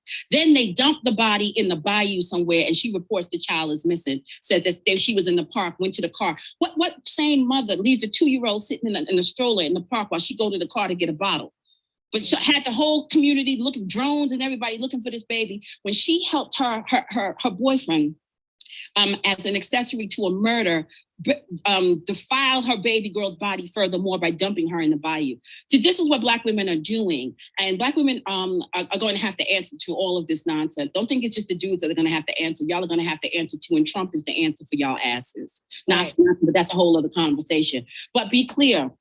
The reason why a Black woman would allow that kind of nonsense is because she has been defiled from birth herself. And so this ritual rape and abuse and defilement and the likeness and image and the constant rejection that she feels from within the community, particularly from the men, but from her mama too, all of that screws with the psychology of a human being. And Black girls are no different than any other human being. I know y'all expect us to be, y'all say we subhuman in one breath, but expect us to be superhuman in the next, that we're not supposed to be affected by any of this nonsense that goes on against us. But if we are human, and what you're doing is you are making us insane. And so when we grow up, we have a kind of functional insanity that causes this kind of nonsense. And then, of course, the men come in and sacrifice everyone, and the woman gets the blame and end of the story. But let a white man have even looked twice at a Black woman. Let a white man be in a relationship. Let a white man, crazy, unhinged, mentally unhinged white man attack a Black woman on a train that he doesn't even know. She's not sleeping. And y'all will put out 11 videos, 40,000 articles, 77 memes about how dangerous white men are to Black women. But every day, Black women and baby girls and baby boys are murdered or killed. I just want to say something really quick. There's 593 likes in here. Please get the likes up to over 500. Also, I want to say, just remind you guys, this is a replay. This is not a live. This was created in 2019. I do have a question though. Has anything changed since 2018? Because I kind of feel like it's Groundhog Day. Don't you? Thank you for the 547 likes. Let us continue. Are raped or defiled in this community with little more than it's par for the course. And part of it is because y'all truly believe that the Black man has the right to kill Black women and children. You really believe that? Just admit it. You think that it is okay. It is your divine right to defile the image and likeness of Black women, to rape her children, to beat her children, to keep her in poverty, to not marry her, do not elevate her, do not elevate her image. Just say it. That's what you feel like. That is your divine right as a man. Yeah, and that's why every time you ask them to account for this stuff that's going on in the community, they start telling you about proximity. Well, the reason why, it's natural that it's going to happen that way. White people kill white people the most, so Black people kill Black people the most. So so I thought we were supposed to be better than white people, though. Right. You have it both ways. More noble. Right. I thought we were more noble and inherently good than white people, because it seems like every time we ask you to account for the ways that you act just like white people, or even worse, you start telling us about what white people did too. But which is it? Are you better than white people, or are you just as bad and evil as white people? No. What it is, sister, is that the white man made the Black man evil. See, he was good at first, and then slavery and the evilness of the white man made the Black man this way. But then I still got problems. But then we still have to have another conversation, because then I want to know why you are so susceptible to the inclinations of another man. See, because let me tell you something. What I want as a woman is men, right, who I can trust, who are dependable, and who I know are not easily overcome, who are not easily easily manipulatable, who are not easily turned against what's right for him and his people. That's what I want. Right. Especially since you're demanding my submission. So I don't expect my man who's demanding that I defer to him in life choices, that I allow him to lead me and my children's life and the future of my community and my race and my nation and my bloodline. I don't expect him to be so easily conquerable by the next man. So even if he did do all of that to you, I still got questions. Why is he always able to do that to you? But is it because he is the $6 million man? Because then once again, I'm going to start looking over there again. Right. No matter which way you come at me, you're still going to bring me back to, maybe I need to check this white man out, because clearly he is the one, he's the HNIC around here. Because no matter which way I turn, you're telling me about his ability to best you at every turn. He bests you strategically, in war, military strategy, in science and in technology. He bests you at every turn. So then so when you keep talking up to me, it's only a matter of time before any woman with sense is going to start looking and saying, well, damn, what the fuck? So maybe I am a bed wench. And maybe me and all of us bed wenches are your creation. Right. And you know what? If I'm going to be a bed wench, I happily be a bed wench. I'm a bed wench with benefits.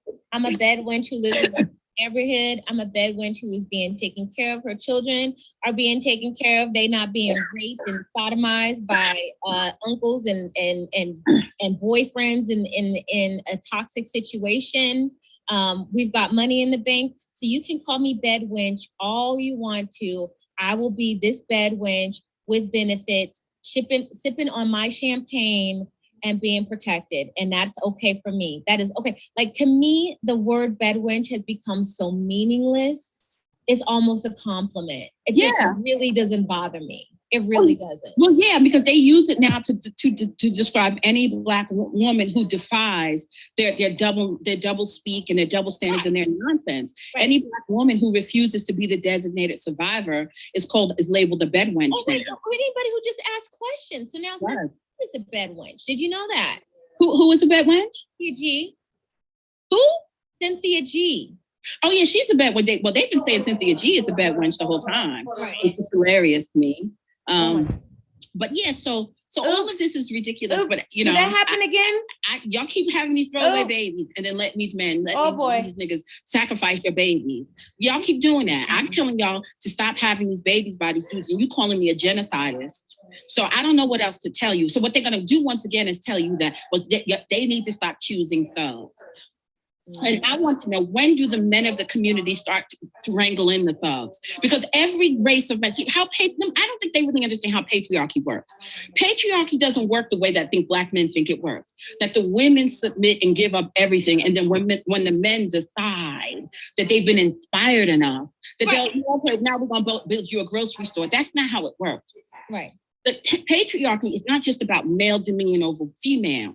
Patriarchy is about male dominion over male. Patriarchy creates a structure and a hierarchy of levels of stratification amongst the men, with the few male elite at the top, and then rank and file of men underneath. And it exists by the few men at the top controlling the masses of men at the bottom. Because the masses of men at the bottom are not the ones with the education, the money, the intellect. So they have to be controlled. And so the men do that by any number of institutions, but they manage the rogue males in the community, and doing so create order out of chaos with the men first. And then what they say to the men is, okay, well, if you get in rank and file, no, you will never be like me. You will never be at the top of the heap. You will never own a kingdom, but what we'll give you is a little castle. And you become the king of your castle, right? Y'all know that saying. And this is actually what happened, by the way. How this whole thing, ended up coming, the society was set up the way it was, that each man became king of his own little castle. And so he was given women and children to rule over.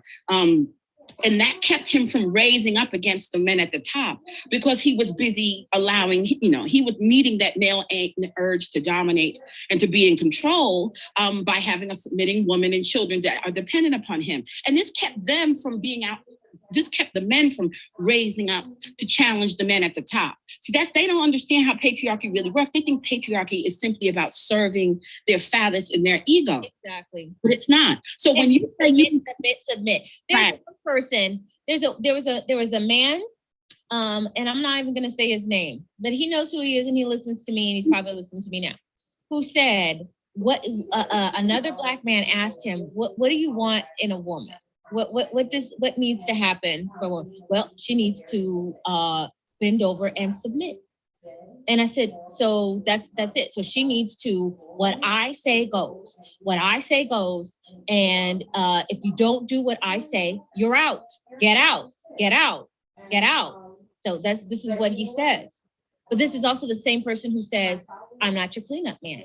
Yay. Well, another one says that that women have to come with the 4 S's: sex, submission, service, and shutting the fuck up. Mm-hmm. He's kind of popular. He's one of these so-called alpha male. Let me tell you something. Let me tell y'all something really quick. Any man who is a true alpha male does not call himself an alpha male.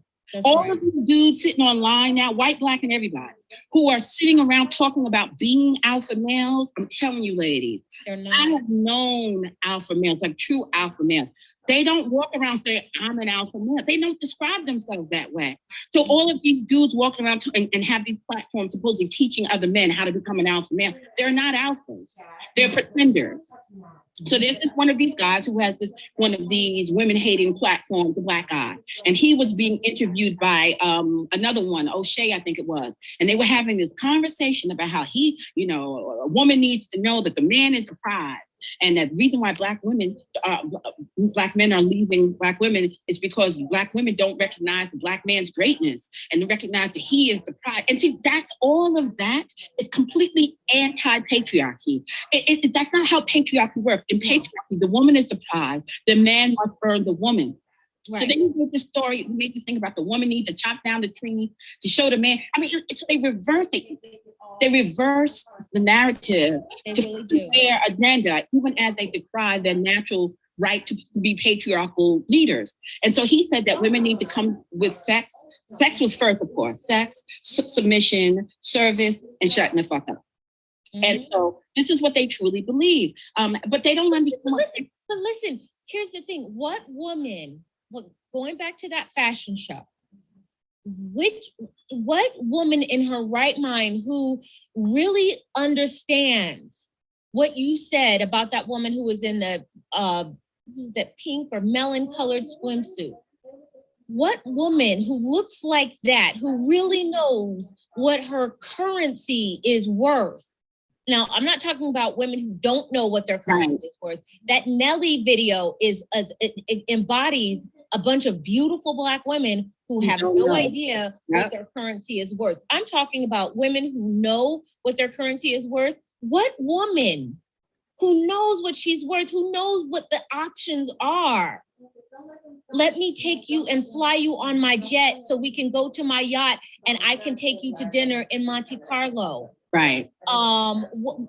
Versus you just come to my apartment and you bend over and you submit and we gonna go to and you gonna treat me to Taco Bell and Popeye's chicken and you better come over here and suck my phallus.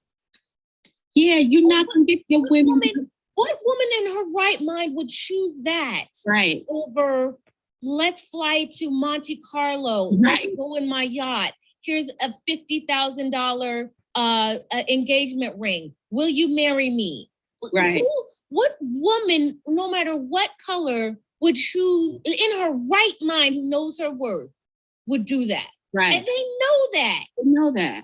And that's why they have to go out of their way to convince Black women to be all about race, and to tell them that the greatest threat to their existence is the airplane, not the car. They're getting that broken down fucking car every day. Who's at any moment, the tires can blow out, the engine can blow out, will stop, the brakes can blow out, the windshield might fly off, hell, the hood might fly off. But she get in it thinking it's safer than the plane that's well maintained, which has experts flying it. And who's the company that owns it has spent a lot of time studying the technology to make sure that it does what it's supposed to do. No, the Black community has defiled the Black woman's mind, her body first, usually. and thus her mind, so that by the time she gets to be older, they're telling us to choose better. They don't want you to choose better. And we don't even know how to choose better. Like, you've done all of this damage.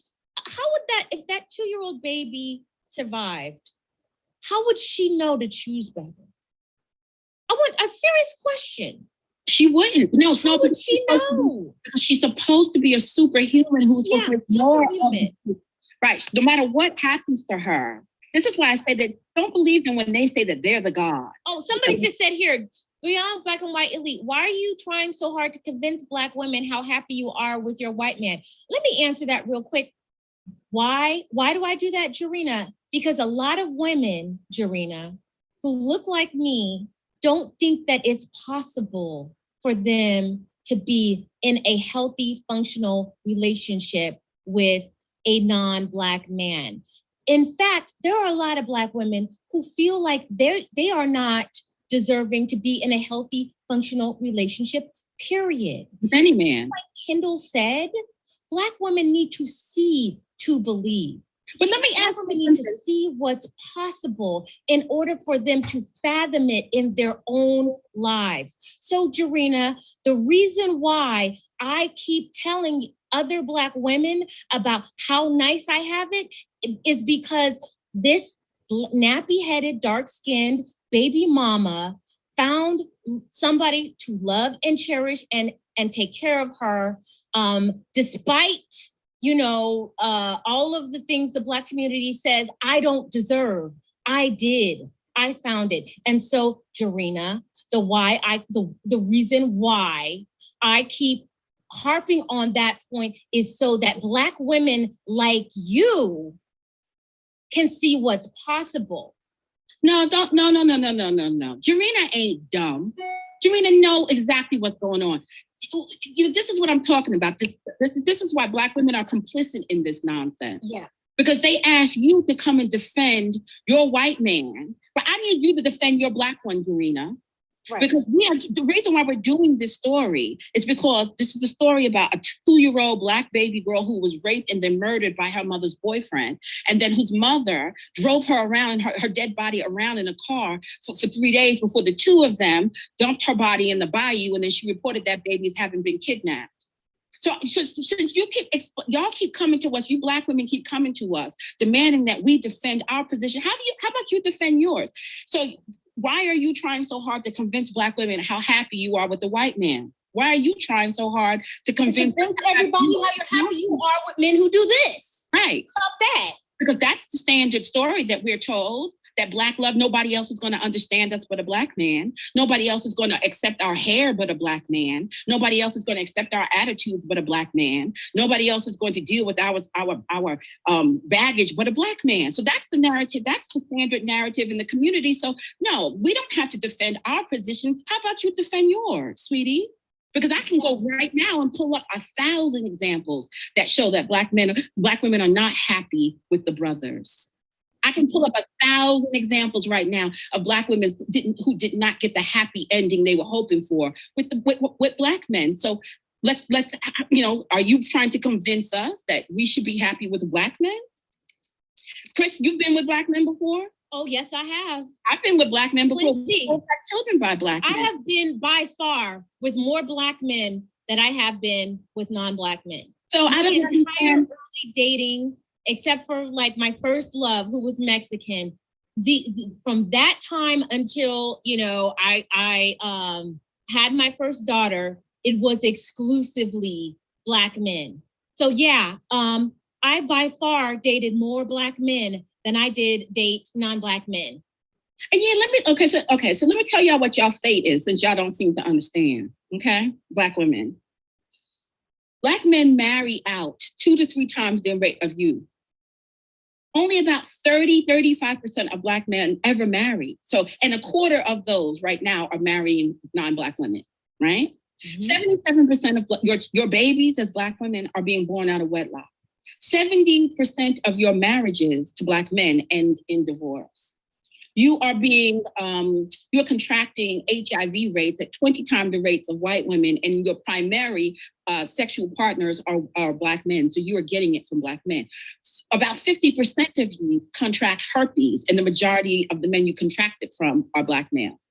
You live 35% of you live under the poverty line.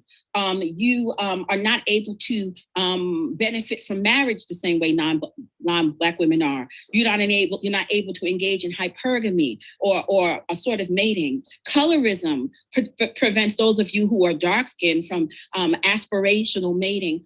Most of the women who do get married in the Black community and are children birth are lighter skinned women. And what I saw, Jarena didn't look quite light skinned to me.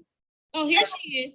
Why do you give credit to white men so much? Okay, wait. Let me finish. Because so this is the fate of Black women. So 80% of your babies are born out of wedlock. Even if you do get married first and choose better, you're still gonna end up divorced, which still means you're gonna end up a single mother at some point. 70% of Black women's marriages, and I think it's 68% of Black women's first marriages end in divorce. 73% of our second marriages end in divorce. So you are killed while you are pregnant 7 times the rate of white women by your Black baby daddies. You are killed. You were killed 11 times the rate of white women while you were pregnant by Black men's babies. You are killed 7 times the rate of white women within the first year of giving birth by the Black men whose babies you've just had. So this is your fate as a Black woman. This is your fate. And us talking about white men doesn't change that fate at all. It doesn't change that fate at all. This is the fate of Black women. And so when y'all tell us to choose white men, why do you defend Black men who do this? Why do you defend Black men who rape little babies? And what is your fear about us talking about white men? Exactly. But I'm convinced that Jarena is a troll too, and that Jarena is probably a dude, but it doesn't matter. So in essence, it's okay. So what you're saying is you want us to focus on the evils of the white man and ignore the evils of the Black man. Exactly, which is the point of this entire video. No. That's what y'all want. And what gets me is the majority of y'all feel that way. So why are y'all coming here worried about the 300 of us who are thinking something different? The majority of Black women ain't going nowhere. Right. So why are y'all so threatened by us? Black women think like Jarena. Right. So why are y'all so threatened by us? Don't have anything to worry about. And and once again, I'm going to put the question out there. Let's play devil's advocate. Why would we not think white men are better? Right. I'm going to say it. Yeah, this is me saying it. This is not Crystalline saying it. This is me saying it. Let's take all of the emotions and the politics, the morals and the ego out of it. And just let's play devil's advocate here. Why would we not think that they are better? They've run the world. They've built modern civilization. Mm-hmm. They've enslaved your ass and have completely undone your men. They control all the resources. Now, I'm not passing judgment on how that all came to be. That's not what we're talking about in this moment. We're just talking about what it is. So why would we not think that white men are better? I mean, just based on that. If white men can make an entire civilization and the men of that civilization be completely defeated to where everything that they do is controlled by this man, well, wouldn't it be sort of common sense if the woman started, if she's really mercenary minded, if she's really about hypergamy, if she's really about securing her bloodline and securing a good life for herself, why wouldn't she be curious about a man who has that much power? Yeah, look at history. Women go with the man who has the most coins, the most land, the most cows. That is what we do. Be clear. I'm not exerting energy on the troll ladies. I've been doing this long enough. I know what I'm doing, baby girls. Right. If I indulge somebody, I'm doing it for a reason. I'm not triggered by this girl. I don't give a shit about this girl. Right. If I'm indulging her, it's always for a reason. It's always for a reason. It's always for a reason. Yeah, I don't address people directly unless I'm purposely doing so. So I know this person is a troll, but I want to use this person as an example, because if Jarena is a woman, let me tell you what Jarena's issue is. Why do y'all try to make it seem like white men are better? Let me tell you why you are so worried about that. because you as the mother of the Black man know that if we are saying that the white man is better, which no one is saying here, but since say, let's go with that, right? Play devil's advocate once again. Yes, the white man is better. You don't birth white men. Mm-hmm. Jarena, you don't birth white men.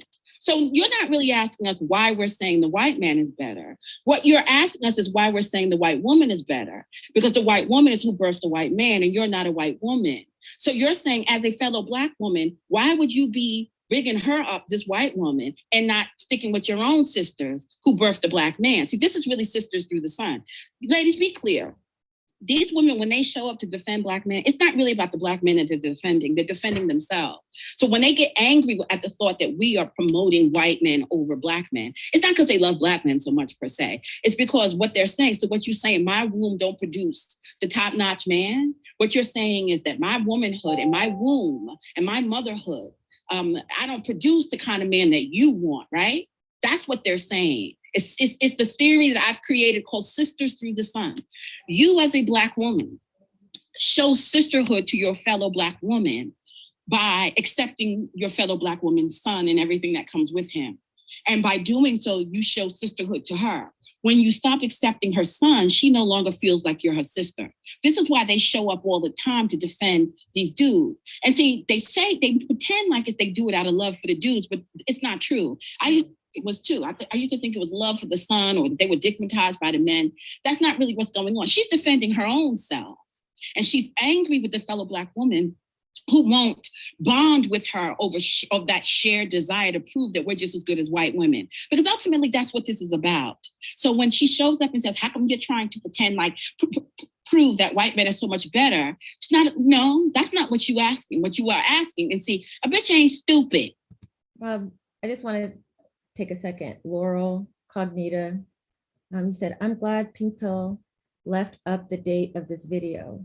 These talking points have circulated a lot since 2018. Glad the message is spreading. I'm glad the message is spreading too.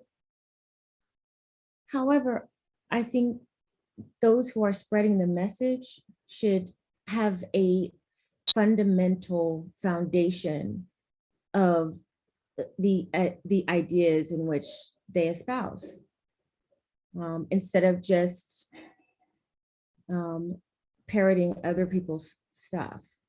And again, just as a disclaimer, I don't need you to bow down to me or Kendall, but you guys should respect her. She's brilliant. She is a gift. She is your gift. She's brilliant. And for years, she gave her stuff away for free. I personally think you should be kissing her hand and kissing the ring. I don't, I am divested from this YouTube situation. Like, I don't care to have any relationships with any other YouTubers. I don't care what they do. I don't care how hypocritical they are. I don't care how fake they are. I don't care how duplicitous they are. If y'all like it, I love it. I don't, I am beyond that. But somebody told me that somebody who is new to this space may just think that the people who are now occupying that space and getting all of the, all of the attention woke up like that. And that's not true. And so new people, if you look at the alphabet from A to Z, new people are coming in at M, and they think that M is the beginning of the alphabet. And they have never known about A, B, C, D, E, F, G, H, I, J, K, L. And they're operating on a limited amount of information. And if there's no way to get to the fundamentals, then they just have to fill in the blanks. And so I understand that, and I thought about that. So on my channel, I will kind of be rotating these talks that KsC and I had, so that you guys can understand the source of these things and contextualize them. And please be mindful of the dates, because the dates should shut down any argument of any of the conflict about who said what, who did what, who thought what first, whatever. So yeah, that is why I kept the date, and I wanted to make sure that you guys could see it. I've been at this game long enough to know the truth, what Black women are really saying when they say that to a fellow Black woman. Well, y'all trying to make it seem like the white man's ice is colder. Well, y'all trying to make it seem like the white man is better than the Black man. No, that's not what you're saying, boo-boo. I can translate and decode that decrypted message. What you're trying to say is, so what you're saying is that my womb is not good enough. What you're saying is that my motherhood is not good enough for you. What you're saying is that my type of womanhood does not produce a man that meets your standard. How dare you? And you look just like me. If anybody except my son, and I expect it to be you. Yeah, he ain't shit. Yeah, he emasculated. Yeah, he got a lot of shit with him. But you my sister, and you're supposed to accept him because he's ours. And you're not supposed to choose that white woman's womb over my womb. So now you're my enemy. You might as well be a white bitch then. Right. Well, and here's another thing. If you look at the flip side of that, from the converse of that, what's interesting though is that's not the message that Black men get, because Black men will steady say that white women are better. Oh yeah. Feminine. White women are just, softer, et cetera, et cetera. What they don't realize is that they're congratulating another man's patriarchy that has allowed for that woman to be soft and feminine and girly. Like, they don't see that as an affront to their lack of building, because femininity prospers when there is a masculine energy where they feel secure. And there's this constant, thank you, Fit Girl Slim. There is this constant, going back and forth. Black women are not feminine. Black women are so hard and this and that and the other. But when they get with white men, they get soft. They act different. I got news for you, and this is breaking news. So I haven't ever mentioned this openly before. So what you see is a functioning patriarch. So when you see a Black woman who is falling back and becoming softer and more girly, what you are seeing is that her safety activation has been turned on. She feels safe. Thank you, Renisha. Okay, you guys keep asking me the same question in the chat. Yeah, it's going to stay up for a while. And no, I'm not going to play it all at once. I'm stopping at the 3-hour mark, and I'll pick it up to part 2 when I feel like it. I don't want to promise that it'll be tomorrow. I will do it, but it'll be later. So we've got about we have about 37 minutes until I'm going to stop. But yeah, I'll keep it up. Feels safe. She feels loved. She feels like it's okay to fall back, that she doesn't have to do everything. So what you're seeing, where you say, well, Black women act different around what white men, is what you're seeing is that she's acting different because she feels safer. That's what you're seeing. And so this whole idea that white women are so much more feminine and softer, as if it's inherently so, as if feminine just exists in it of its own, what you're really doing is congratulating the white man's patriarchy that has allowed for his woman to be soft. That's what you've done. Right. And what you are acknowledging is that his understanding of what true patriarchy is not what yours is. Yours is about getting the big piece of chicken at the plate and having your ego. See, for you, patriarchy, submission and the degradation, and what it really is they want you to be debased and degraded and submit without any exchange. That's what they want. Well, no, what it is the only way they can't see here. We talked about this in the Final Frontier event too. They can't command your willing submission through benevolent patriarchy. They can't. Benevolent patriarchy is the hoarding of resources by the males, who then offer those resources to the females in exchange for submission and exclusive access to the womb. That's what the benevolent patriarchy is, right? And it's done supposedly in a chivalrous way, and where the male and the female does this kind of sexual dance of courting and behaving a certain way. But the Black man can't offer you that. He can't come to the table and command your willing submission through his hoarding of the resources, his control. He can't offer you that. So this is why he has to play the mind games and ritually sexually abuse you and domestic violence you and defile your likeness and image and tell you you're nothing and that, that you're ugly and you're Black and your pussy stank. He has to do that because he has to force your submission by psychologically traumatizing you, sexually abusing and physically victimizing you. He has to do that. That's the only way. He can't get you to willingly submit because he has nothing to offer in exchange. Mm-hmm. There's nothing to offer. So then he just walks in the room and throws his weight around. Right. And says, well, you're just supposed to submit to me because I'm a man. Because Right. the Bible says, but that's not how it works. Right. Women didn't submit to men. This actually happened to me. Like my child's father, who, you guys all know the story, would open the Bible and read to me scripture about the wife supposed to submit to her husband and submit to this and that. And this Negro didn't even marry me. And me and my dumb self, like I never looked him in the eye and said, Negro, the Bible is talking about in a married situation. Like, well, we need to just pretend like we're married. And then when you try out to be a wife, and if you pass, then maybe I'll give you the ring. This is the kind of insanity. These are the kind of hamster wheels we be running on.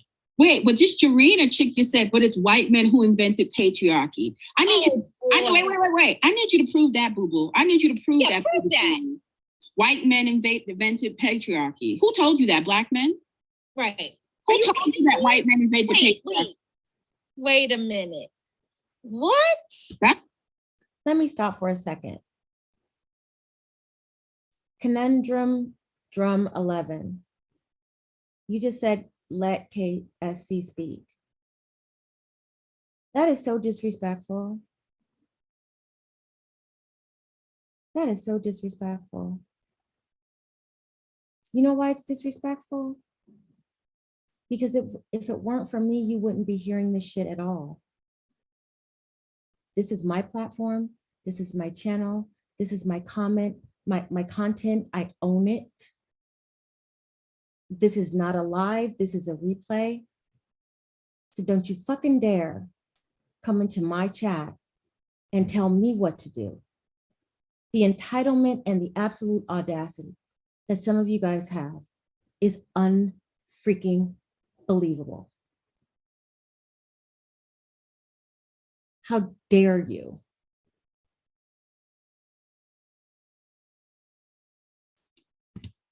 How could she even fix her mouth to say that?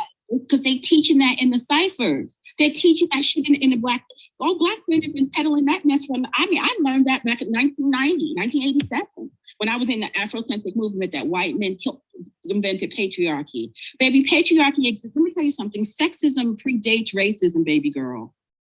Sexism predates Western civilization. Yes, honey. Jarena knows. She knows more than you. Oh, wait. Let me see. Let me scroll down. Let me see. What? Western civilization. Oh, my God. Oh, baby girl. How old are you, sweetie? I can't really see your face really well. I can't really see your face really well, so I can't see how old you are. But I remember thinking like that too, baby girl. I'm sorry. I'm sorry.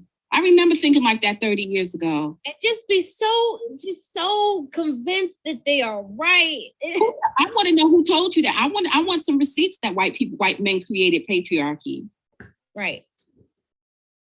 I want to see some receipts. Yeah, because we're asking, like, seriously, if you're gonna put that kind of stuff out there, see, that's the problem. Black folks think that if they say something with conviction, even when it's not true, even if it's not true, if they say it with conviction, it makes it's believable. Other people will believe it. So, Jarena, what you're doing is you're saying something with so much conviction, but where is the truth behind it? Where is the our Black and so you need to present the truth. You can't just say things with conviction, and because you say it with authority, that it's the truth. You need to actually prove that stuff. He says our Black African society is matriarchy. We Black women rule. Well, first of all, there's no African society, sweetie. There right. were right there. I know you're wrong. Aren't there like 52 African countries or something? It's a lot. And when you start breaking it down by tribe and ethnicity and special groups and stuff, but I need you to understand that by the time the Europeans showed up, matriarchy had already fallen in Africa. Yes, there were still vestiges of matrilineality, matrifocality, but matriarchy, what you're referring to, which is female rule and female-centered society, was long done, baby. That had already begun to fall before the first dynasty in Egypt. So y'all taking bits and pieces of Right. history and don't know the If you story. think with authority, Black people will believe, because we don't think critically. We don't ask, well, where did you get that information? This is like, Yeah. well, so-and-so sounded like he really knew what he was talking about. So-and-so sounded like she knew what she was talking about. Y'all need to stop. Don't time out, Jarena. Don't time her out. No, leave it, let it be, because we're addressing her. This is a purpose. She's serving a purpose. Right. Y'all need to Listen, understand who's in control here. right. We are the cats and she is the mouse. We are playing, okay? We're playing right now. All right, so Chris, I'm going to send you another link and I want you to play it. Hold Okay. on, send you a link. Because see, they don't know what they're talking about. And that's why I want to know who taught her that, because I know who taught her that shit. She's been listening to Phil Valentine and Umar Johnson. I know who she's listening. I know who Black women listen to. There are not enough Black female scholars out there for y'all to be listening to them. Y'all quoting these dudes, just like I did. But see, that was 30 years ago. And I was quoting Dr. Ben and Dr. Clark. I was quoting like the true scholars. Y'all are quoting these third and fourth hand YouTube Negroes. Don't know what you're talking about. But I'm sending you the link now, Chris. Okay, I'm looking for it. So I've just sent it to you. So share the screen and play it. The sound on this link is not really, really good, but they should be able to hear you. And then I'm going to give y'all some background about what you just watched. Okay. Let me. Somebody's asking for the PayPal link for my donation button. Link that also to me so I can put it on there after, and then also the email to where people can find you. Okay. Because people, that's it. That's how they do. They always want to be like, where is she? Where is she? Right. Yeah, I y'all need to know where she is. You have to come underground to find me now. I mean, I do these videos with Chris every now and then, but I no longer have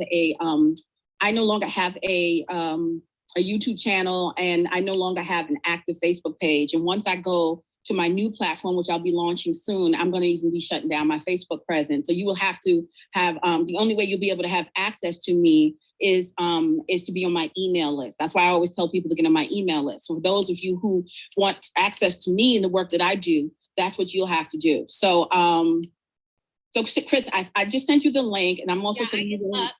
Okay, hold on. I'm also sending you the link for my PayPal button. All right, so let me see. Let me scroll up. All right, so because y'all know, because you see, y'all are listening to these so-called Black and Afrocentric scholars tell you half the story, but you don't listen to other people. You don't really understand what's going on. And I made the same mistake too, Miss Jarena. I don't know how old you are, but I'm 47 years old. And so I became Afrocentric in my late teens. When I was about 16, 17 years old is when I first started to kind of get into Afrocentricity. So I'm almost 30 years in. And I didn't study from people like Umar Johnson or Tariq Nasheed or like Phil Valentine, even though he was around when I was around. He was around, and he was married to, at one point, he was married to Queen Afua, who is out of New York and runs the, what was it called? Heal Thyself Center. And I used to go there when I was a young woman.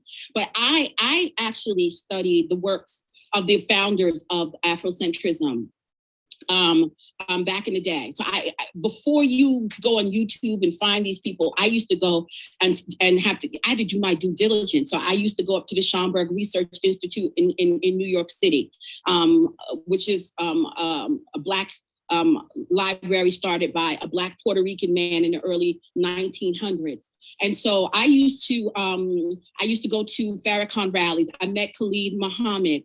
We brought Ivan Van Sertima to my school. I was the vice president of the Black Student Alliance, and he came and did a presentation on They Came Before Columbus at my school.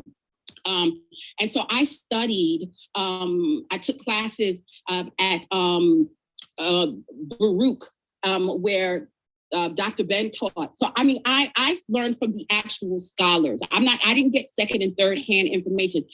A good portion of these scholars are now dead, but I actually learned directly from them, either by taking their classes or by studying their works. I didn't get second and third and fourth hand information like a lot of you younger women are getting from Hidden Colors and all of that. So, you know, the people that I studied under were the originators of Afrocentrism.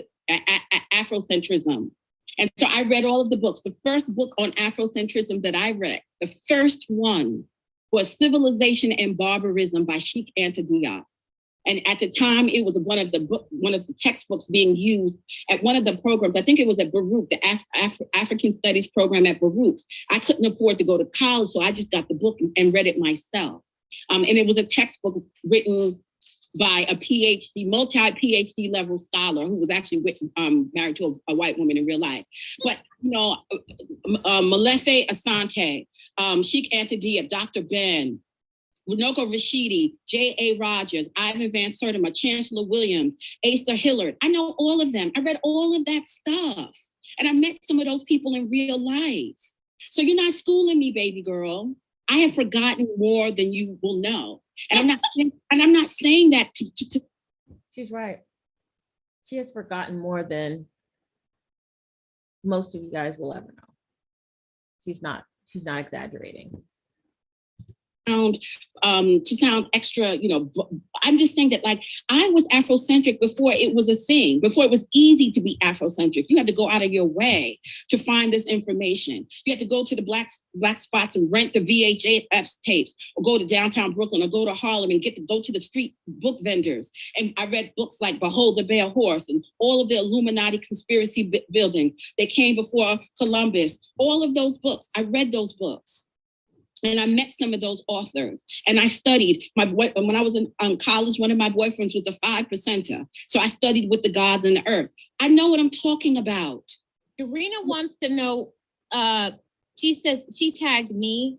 She says, beyond black and white, you used to be pro-black. What happened? I think she meant that for you. No, I was pro-black. And what happened was, I grew the fuck up. Life taught my young, naive ass, because the reason why y'all are attracted to Afrocentrism, the reason why y'all are attracted to it is because, as Black women, because it's a fairy tale, right? They keep out all of the nasty parts and feed you the nice parts that say you are the daughters of queens and kings, and that your men were once the rulers of the earth. And if it wasn't for this evil white man, this evil Satan who came in, and they tell you the story of Isis and Horus and Osiris, and how Set came and he killed his brother. Set is the white man who came and killed his black brother, and then Isis went and she gathered up and he dismembered him and took his body all across the planet, and which is supposed to represent the slave trade in the diaspora. And then Isis went and gathered up all the pieces and put her man back together. This is the kind of stuff that they teach you to keep you in this fairy tale of Black love and Black history and Black consciousness and all that. But they only teach you half of the story. They don't really explain to you the Black man's role in all of this that happened. They don't really explain to you how you ended up in bondage. How did you end up dispersed amongst in other nations? They don't explain to you what was going on.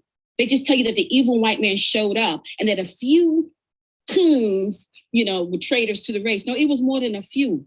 It was a commerce, and it didn't start with white people. Before the European slave trade, there was the Arab slave trade. And the slave trade, the Arab slave trade, that took 80% of the slaves that were taken out of Africa, that were dispersed to the Middle East and to the Ottoman Empire and all over the world, were women. It was a slave trade. It was a sexual slave trade of your bodies being fostered by your men. So but if you want to talk about the European and that's why I know you don't know what you're talking about, how Western civilization is built on the white man introduced patriarchy to Black people, because if that's the case, then how do you explain the Black man selling Black women to Arab and Arab men before the European slave trade?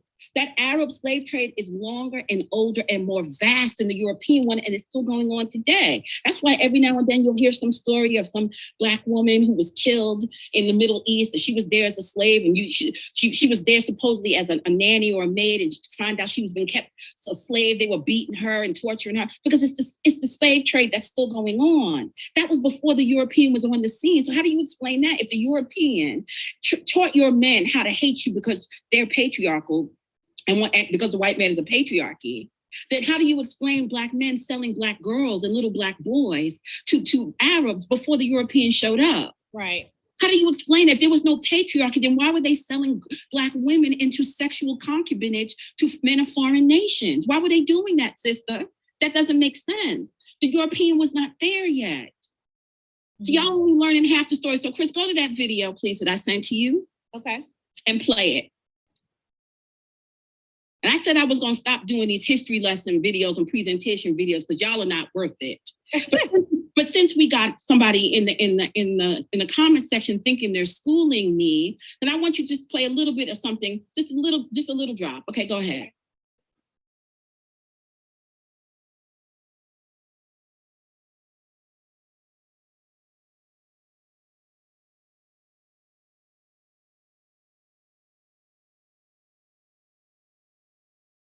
You got your sound off, Chris? No, it's on, but it's at its highest. But for some reason, its audio is really low. Damn it. Can you give us a summary? And then we'll give a link so that people can watch it separately. So what this white man does, so this white man studies, he has a PhD in matriarchal studies. I think it's his second PhD in matriarchal studies. And he learned under a Black Egyptian man who's just passed away recently, who was a descendant of ancient line of Black Egyptians. And he explained to him, this white man, what Egypt was about. And in essence, what he said, that we have it all wrong, that the Pharaoh, what we think were the kings of Egypt, were not kings. The word Pharaoh does not even mean man. It means of the woman's house. And that the women were the pharaohs. And that the succession of the bloodline was a matriarchal one that came down through the woman's line. And that women were the keeper of the bloodline and the culture.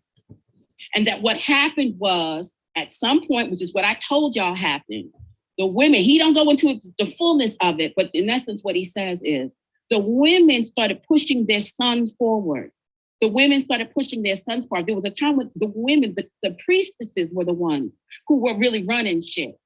And these priestesses were the women who, some of which were like the Kandaki queens, the Sibyls, who are some of the prophets who gave the oracular messages that are found in modern day holy books like the Bible. And these women, what really happened, he doesn't explain it all in here, but what happened is the women started turning on each other. There was a rift in the sisterhood, the leadership, and women started teaching their sons the mysteries and the power, right? They weren't the sons were not supposed to know, but the women started teaching their sons as a way of getting back at each other. Same thing that we do now with each other as Black women, right? And so they started teaching their sons the mysteries and started teaching their son all of the knowledge of the power. The sons eventually band together and overthrew the mothers. So patriarchy, sweetheart, is not the invention of white Europeans. Patriarchy is the result of women, Black women, turning on each other and giving all of the keys to the kingdom to the men, who then band together in secret and then rose up and overthrew the women. And this is what ushered in patriarchy. And he talks about this in this recording, that the women are the ones who started pushing the son forward first. And as doing so, ushered in the new paradigm of patriarchy. And you know where he got this knowledge from? A Black Egyptian man who recently died, who comes from a long line of the memory keepers. And he talks about how there's an ancient tradition. He says that the original Egyptians were Black, and that what he was taught was usually taught to the women in the family. There usually was a daughter who was given all of this wisdom, but either his mother didn't have any daughters or something, and he was chosen instead. And so he was his generation's keeper of the culture. And so when this white guy went to Egypt to start studying, and he was listening to all of the white Egyptians telling him what was going on, he came across this black guy who started telling them, don't listen to these Arabs and these white people, because they don't really know what the hell is going on, and started telling him the real story about what really has taken place in Egypt.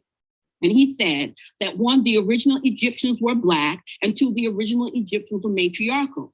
By the times of the first dynasty, the fall had already begun. The women had already started to teach the men stuff.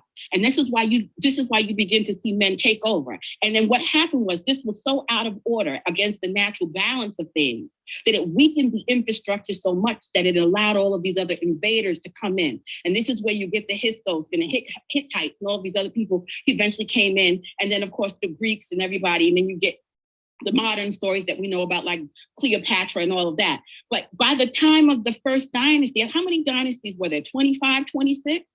By the time of the first dynasty, women had already fallen. So don't tell. So yeah, KsC doesn't have a channel because Black women flagged her channel and tried to silence her. And so I extended my platform to her. We probably did like maybe 24 videos over the years. I extended my platform so she could have a voice because Black women were trying to silence it. How patriarchy was started by Western white people. You don't know what you're talking about. This is what, and I can guarantee you got that nonsense from a Black man. Right. And she's willfully ignorant. She's just continuing. So now you can block her. Now you can block her. As predicted. And here's an example, you guys. So shout out to everybody, give a hand to Jarena for displaying the willful ignorance that we talk about. That despite, because you're gonna take the word of these despite a litany of links and evidence, is still too defiant and arrogant to look at anything. So listen, thank you, Jarena, for being the perfect example of what we talk about. And I'm not saying take my word for it. All I'm saying is that's one link, but there are many others. Before you jump in and to question and to have a rebuttal for what I say, you haven't even investigated what I said. Yeah, she's assuming you don't know what you're talking about. And it's like, and who taught you what you think you know? Was it a Black woman who taught you that? Because it was a Black woman who taught me the majority of what I know. Was it a Black woman or was it one of these dudes? See, because y'all don't want to hear what other women have to say. Y'all go running to these men and have them tell you who you are as a woman and who you are as a Black person. Because you are a patriarchal woman who thinks that the word of the man carries more weight than that of the woman. So while you're sitting here arguing with me about patriarchy, you are actually a patriarchal woman. Because here I am, a matriarchal woman, telling you some of your own history as the daughter of a matriarch, and you arguing with me. Mm-hmm. And you take the words over these dudes before you take the word over a fellow sister, but then accuse me of being supportive of white patriarchy. And you don't even see yourself. Yeah. No, while you arguing with me about the origins of patriarchy, what you need to do is go over to the Black man's side of the camp and listen to them talk about all this patriarchal stuff that they want access to. Don't argue with me about whether or not Europeans created patriarchy. Go argue with your brothers about it, because they're the ones who so badly want to be patriarchs. They're the ones who so badly want you to submit to them, sweetie. So don't argue with me about the origins of patriarchy. Go argue with them about it, because they're the ones who keep suggesting that you need to submit to them before they're willing to do anything as men for you. So you all, once again, y'all have a reprobate mind as Black women. And even when evidence to the contrary is presented to you, you will double down on what you think you believe simply because you don't want to be wrong. Right. But I don't understand. How is what I'm double down on stupid? I mean, how do you benefit from believing that your man was so weak that a white man came in and completely shifted everything about him, including how he relates to his manhood and his womanhood? That a white man was able to come in and dominate your man's mind so much that he's now promoting and celebrating patriarchy when he once did not. How does that make you feel better as a woman? That don't make me feel good at all. Right. No, you want the story so that you don't have to accept some harsh truths about your own sons and about your own womb. That's what it is. And so now you're going to try to come at me and say, I don't know what I'm talking about. When I just listed out to you the types of people that I studied under, and I just presented a receipt. It's not my fault we couldn't actually hear it, but Crystal presented it. You can go and investigate it and go follow the rabbit hole like I did and go find that Black man who was telling him all that stuff. I did. Reprobate mind. You guys be honest. Where was the first time you heard it? Not recently. Recently. Where did you hear reprobate? Who's saying that?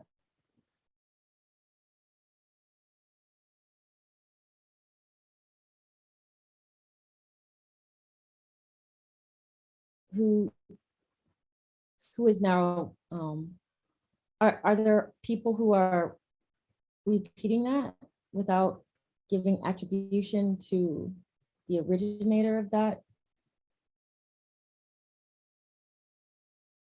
Anyway. Find him. And when I started reading and listening to things he was saying, it confirmed what I learned from my matriarchal teacher. So now y'all listening to these American Negroes who ain't never stepped foot on the shores of Africa tell you what it is to be a woman, tell you what it is to be a Black person, tell you what it is to be. But when a Black woman comes and tries to give you some information, you immediately question the validity of it. Right. And go with their own shut down talking points. So you know she learned it from a Black man because she's coming at me, with the whole, bed wench. Playbook. Why you always elevating white men? And why you always bragging? You got that from a Black man. Right. You got that. And you're coming against your fellow Black woman with that nonsense. How you're being used. I don't understand. Channel, and you don't look like a carefree Black woman to me. I'm going to just be honest with you. You don't look like you're being pampered and well taken care of, Jarena. You look like you are well entrenched in struggle. That's what you look like. But she want to stay well entrenched in struggle, which is I say fuck them, let the bodies hit the floor. Right. Because I don't understand.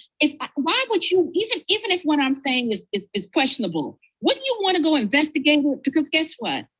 What I'm saying frees you in ways that what you believe will never free you.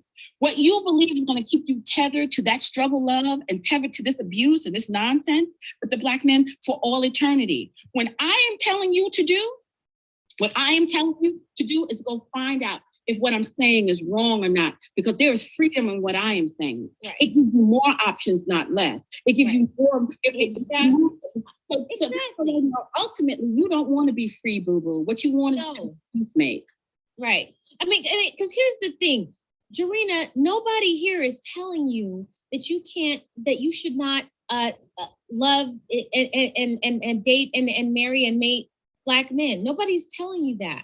What we're telling you is that understand your worth. Understand that if you become your best self, understand that there will be men outside of the community, the most powerful men. If you are your best self, that you have the ability to choose.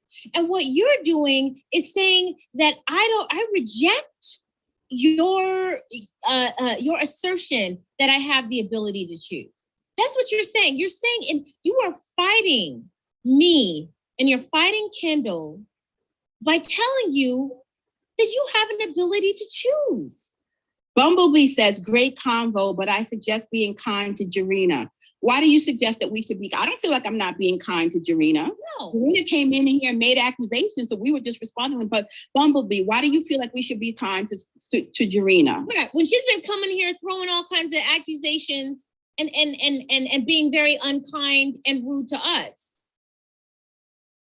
I just don't understand why, if I am telling you to go. So if y'all are so well read and stuff, then go, why? There's no hurt in looking into the things that I'm saying. Like, there's no hurt. What is the payoff for you as a Black woman to continue to believe what Black men have told you? How has that worked for you so far? So the reason why I'm no longer Afrocentric and the reason why I have divested from that belief system that I had for a very long time is because I've lived long enough to see that nothing has changed. So we've diagnosed the problem. So then what is the plan to address it? What is the plan to attack the cancer, except a whole bunch of more conjecture? So when I come to the public sphere, when I come to YouTube and I see Black people 8, 9, 10 deep in 8-hour-long conversations, still having the same kind of conversations that I remember participating in 1989, and nothing has changed. Matter of fact, things in the community has gotten worse. The men have gotten even more disrespectful. The women have gotten even more debased in the 30 years since I was participating in those conversations about what Black people need to do and how we need to dismantle the system and take on the white man. So, and I remember that 100 years ago, when Garvey and Du Bois were having these same conversations, I mean, nothing has changed. Things have gotten worse. So my question is for you, true believer, Black women, how is it working for you? Like how does believing that the white man created all of this stuff, how is that working for you? So let's go on, let's play devil advocate again. Yes, the Black man is everything bad that he is because of the white man. Okay, so what's the plan to fix that, and when's the due date? Mm-hmm. When is the date? When can we expect to see some real progress? Because what I see right now, Trump and the rest of the white world is coming for that ass all over this planet. They just voted in an equivalent to Trump in Brazil, which has more Black people in it than the United States. So while y'all are over here talking about dismantling systems, white people are about to put your ass in a new age slavery. Right. So, Marina, yeah, I mean, and what is the man's plan? Point being incendiary. She's coming at me. She's tagging me. Why are you defending white men no matter what? Da, da, da, da, da. She's not even listening to any. That doesn't matter. It doesn't. We just used her as an example, and the reason why I wanted to defiance. You guys need to understand. This is what we deal with every day. It's defiance to the end. And let me tell you something, Black women, your defiance is exactly why you're gonna stay getting God. Right. And I agree with the Black man when he says you will not submit, but he wants you to submit to his ego and his phallus, right? Because that's the only thing he will allow, that makes him feel like a man, is to be able to dominate something. He wants you to be, to willingly sign up for that. But you don't need to submit to his ego and his phallus. But what you do need to submit to is wisdom, and you won't do that. Right. You go down against it because you're defiant.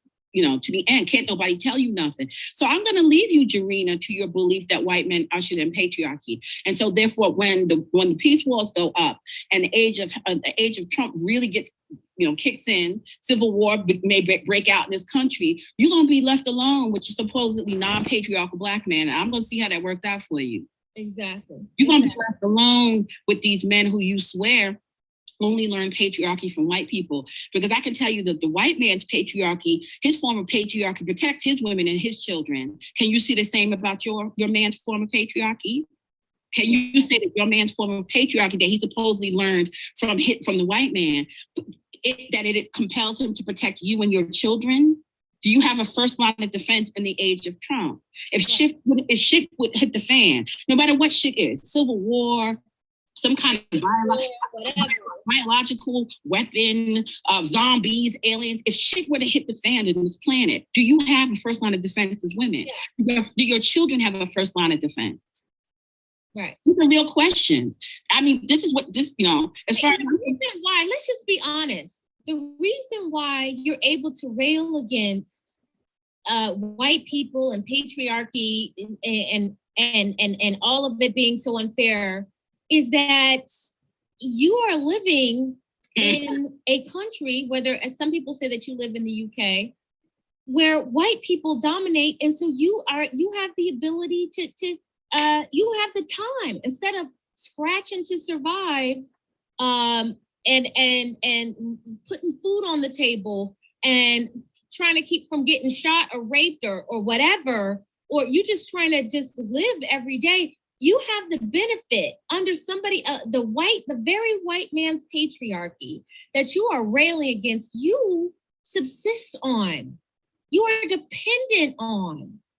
So all of this raging against the patriarchy, why in Africa, Mother Africa being so wonderful, Why aren't you going to Ghana? It's not, Kendall, it's not Ghana. Haven't they done recently a push to try to get African Americans to come to the country?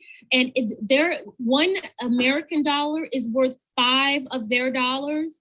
Do you know who is taking advantage of that? Not African American people.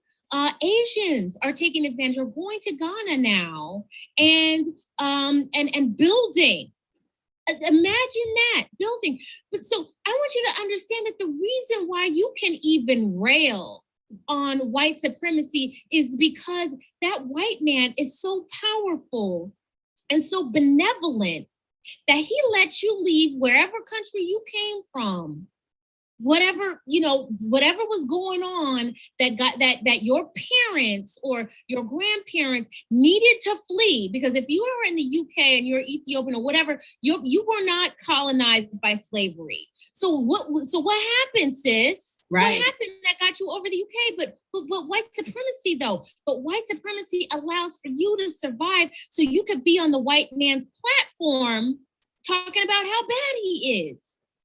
Yeah, and and see, I have a different mindset and approach to all of these things than I used to when I was younger. When I was younger, you guys base your positioning on supposed moral truth, right? Or you think that you are in the moral right.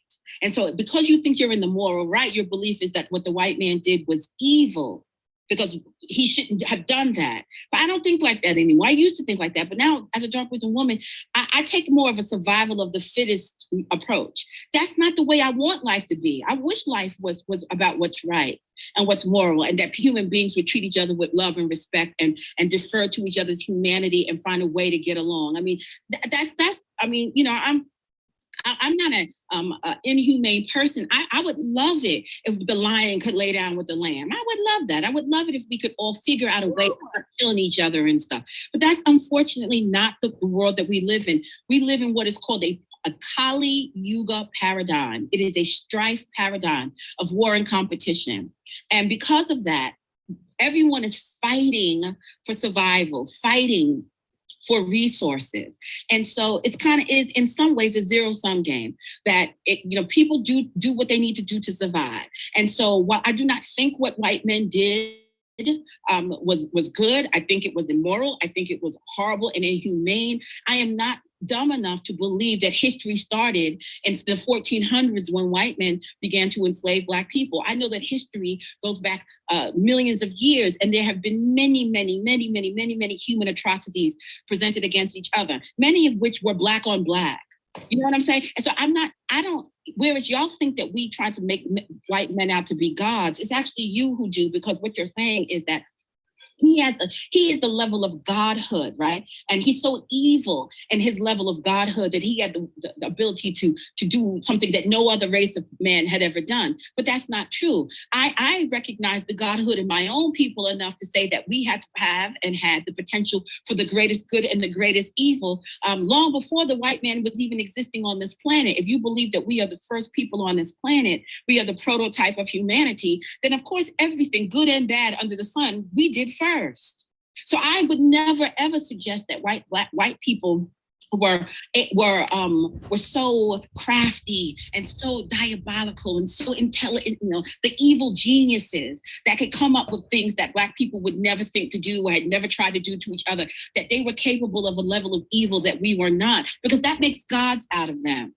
And I don't believe that white people are gods. See, what I believe is that Black people abdicated our godhood.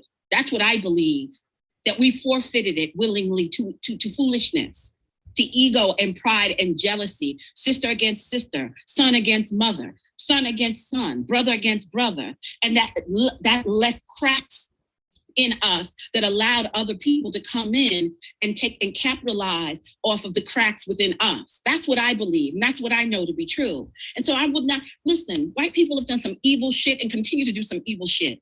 But I would never ever suggest that Black people were not capable of evil shit, that we were not doing crazy things. But I also would never suggest, and this is where I do not agree with white racists, that we were not also we did not have the ability to create great things. Yes, because when you hear about ancient these ancient, if they really believed that to be true, then they would not have gone out of their way to whitewash Egypt the way they have, to whitewash a lot of these other cultures in Mesopotamia and all these other places, and to completely erase all Black presence in those areas. So they have to go out of their way to try to pretend like we never built anything either. So they're too far the other extreme. But as a Black person who actually has some pride in Blackness, not the kind of foolish post-slavery pride that that y'all believe, true pride in Blackness.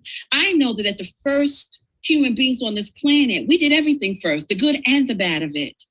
And that we are motivated by the same kinds of things that other nations are motivated by. That we have the capability to build great high civilizations like Lemuria and Atlantis and all of these bygone, now mythological and legendary civilizations. And that we also have the ability to destroy ourselves through barbarism and savagery. I believe that we are capable of both. And I don't need to deify white men and to demonize white men and to deify Black ones in order to go to sleep at night. I can admit to myself that our ability to destroy each other is only evidence of how great we once were, because only a people that powerful can create that much destruction. So I don't need to hate white people in order to believe in the power of Black people, but I also don't have to deny Black people's history and our willing participation in our own demise in order to say what white people did was wrong. To me, it's not an either or. It all exists at the same damn time. And until Black people, or Black Americans in particular, will stop looking at white people and start looking at themselves and their own damn ancestors for how we ended up here in the first place, and stop talking about how evil the white man was and start looking at what the hell was going on with us, that we were playing along in this game, that as long as we keep deferring, we are making gods out of everybody else but ourselves. So let me tell you the difference between, and then I'll let you speak, Chris. The difference between me and the average Black woman is this. I had a child out of wedlock. I chose poorly. I had an out of season baby for selfish reasons, for a lot of dumb shit I did as a young woman. I admit that wholeheartedly. I admit that it took my year on a 20, 30 year, my life on a 20, 30 year detour, that it complicated my son's life, and that it's made life much more difficult than it should have been for him, and much more difficult than I would have wanted if I understood then what I know now. I would have never chosen the life that my son has lived, not because he lived a horrible life per se. My son did not grow up in the projects, contrary to what other people have suggested. My son did not grow up in a poverty environment. I was raised middle class. My son was raised middle class. But the fact that, he didn't have the type of father that he should have had, that he didn't get to see his mother and father love each other and to model to him healthy relationship dynamics, all of that, I robbed him of that. You know what I'm saying? And I can admit that. And I can admit that I chose wrong. And say, but that don't mean that you have the right to abuse me, that you have the right to defile me and debase me. I am human. And if you can justify you selling drugs in this community, if you can justify you gang banging and killing elderly people and children in drive-by, if you can justify pimping out your own women and your own children because of white supremacy and because of things that are going on in your life, then you are not going to deny me my humanity and say that because I made mistakes that I am unredeemable. No, you will not do that to me. And you are not going to have me prostrate myself in front of you and self-immolate, light myself on fire, or beat myself bloody with a cat of nine tails as penance because I was human. Just like you don't expect me, you want me to always understand your failures and your frailties as men because of all of these external variables that compelled you to behave in ways that were not in your best benefit or the benefit of me or the rest of the community. So, but you can't offer none of that compassion back for me. And that's why I've had to divest. Mm-hmm. It's not that Black people are problematic. It's not that we have dysfunctions that made me divest. Oh, there's that word. Oh my. Oh my. It's made me walk away with the lack of compassion that I see that this community has for the mother of the community. That when all is said and done, you would rather scapegoat the mother of your community than to have an honest assessment about what has gone down and to ask that your men, your fathers, your brothers, your sons, your lovers, that they account too. You want to then find a way to make this all the woman's fault, all the mother's fault. Mm-hmm. That's what you want to do. And there is no compassion. So once I realized that you didn't have any compassion for me, then I say, I'm not a dummy. You're not going to get me to play a one-sided game where I care about you and I understand you and I care about your history and everything. But then when it's time to look at me and my failures and my frailties, you want to say, well, you were just a willful Jezebel spirit who just didn't want to submit to your man. I'm not going for that nonsense. So had you come to the table ready to have an honest conversation about what we all did and how we all fucked up, then maybe I wouldn't have chucked up the deuces. But after 30 years in this game, I learned the truth. The whole point is not to elevate, it's not to dismantle anything. The whole point is not to take over white supremacy, to undo white supremacy. The whole point is to make sure that the Black man at the end is never blamed for anything. Right. And this is the thing, like with this exchange that. Okay, I'm gonna stop it right there. We're at the, I don't know, what were we at? The 3 hour or so mark. And I'll play part 2 depending on when I have some time. This was a 7-hour live. Please share this with everybody in the divestment community that you think will be open. And I hope that this gives you guys some historical perspective. And yeah, so you guys need to think for yourselves. You need to think critically. You need to question people. You need to not be so willing to let the blind lead you. But even if you do, that's going to be your choice. But yeah, I'm going to be keeping this up. I added a playlist for BWE because I have thousands of videos, and I pretty much cut off all of it. But I think because of all the misinformation out there, I think it's really important to set the record straight. And this is not, I just want to reiterate again, this is not to get anybody to bow down to me or kiss my ring. I do, however, believe you should do that for Kendall, who is the most brilliant person I've ever met in my life. And I'm so grateful to have known her at a very intimate level. I know for a fact that she is frustrated with the new crop of people who are using her talking points while simultaneously making fun of her. I mean, I didn't even know that some of y'all are calling Kendall instead of KsC, you guys are calling KFC, like Kentucky Fried Chicken. Like, wow. Wow. Like the lack of respect. Like, this is why she doesn't want to be around y'all. I mean, the absolute lack of respect. Like, well, you know, it is what it is. But I mean, I'll leave these up for a while. But I really do think that you guys should really be checking people who are trying to dismiss the impact of KsC and all the BWE people who walked so you could run. Again, please don't, you know, don't go back and be like, oh, Crystalline is so narcissistic. She wants everybody to, you know, bow down to her. That's not it. I'm actually releasing this because I think that there's so much bad information out there that it's actually going to harm Black women. And I'm not sure if the people who are saying these things really give a shit, but I do. So I'm going to leave this up for a little while. Don't get too comfortable. I'm not doing lives anymore. The only reason I did this live was because it was 7 hours long. It wasn't visible because of a copyright strike. And the only way to play it was to mirror it on Zoom. So don't get excited, but yeah, we're at 3, there's 4 more hours of this. So I'll release part 2 when I get a chance.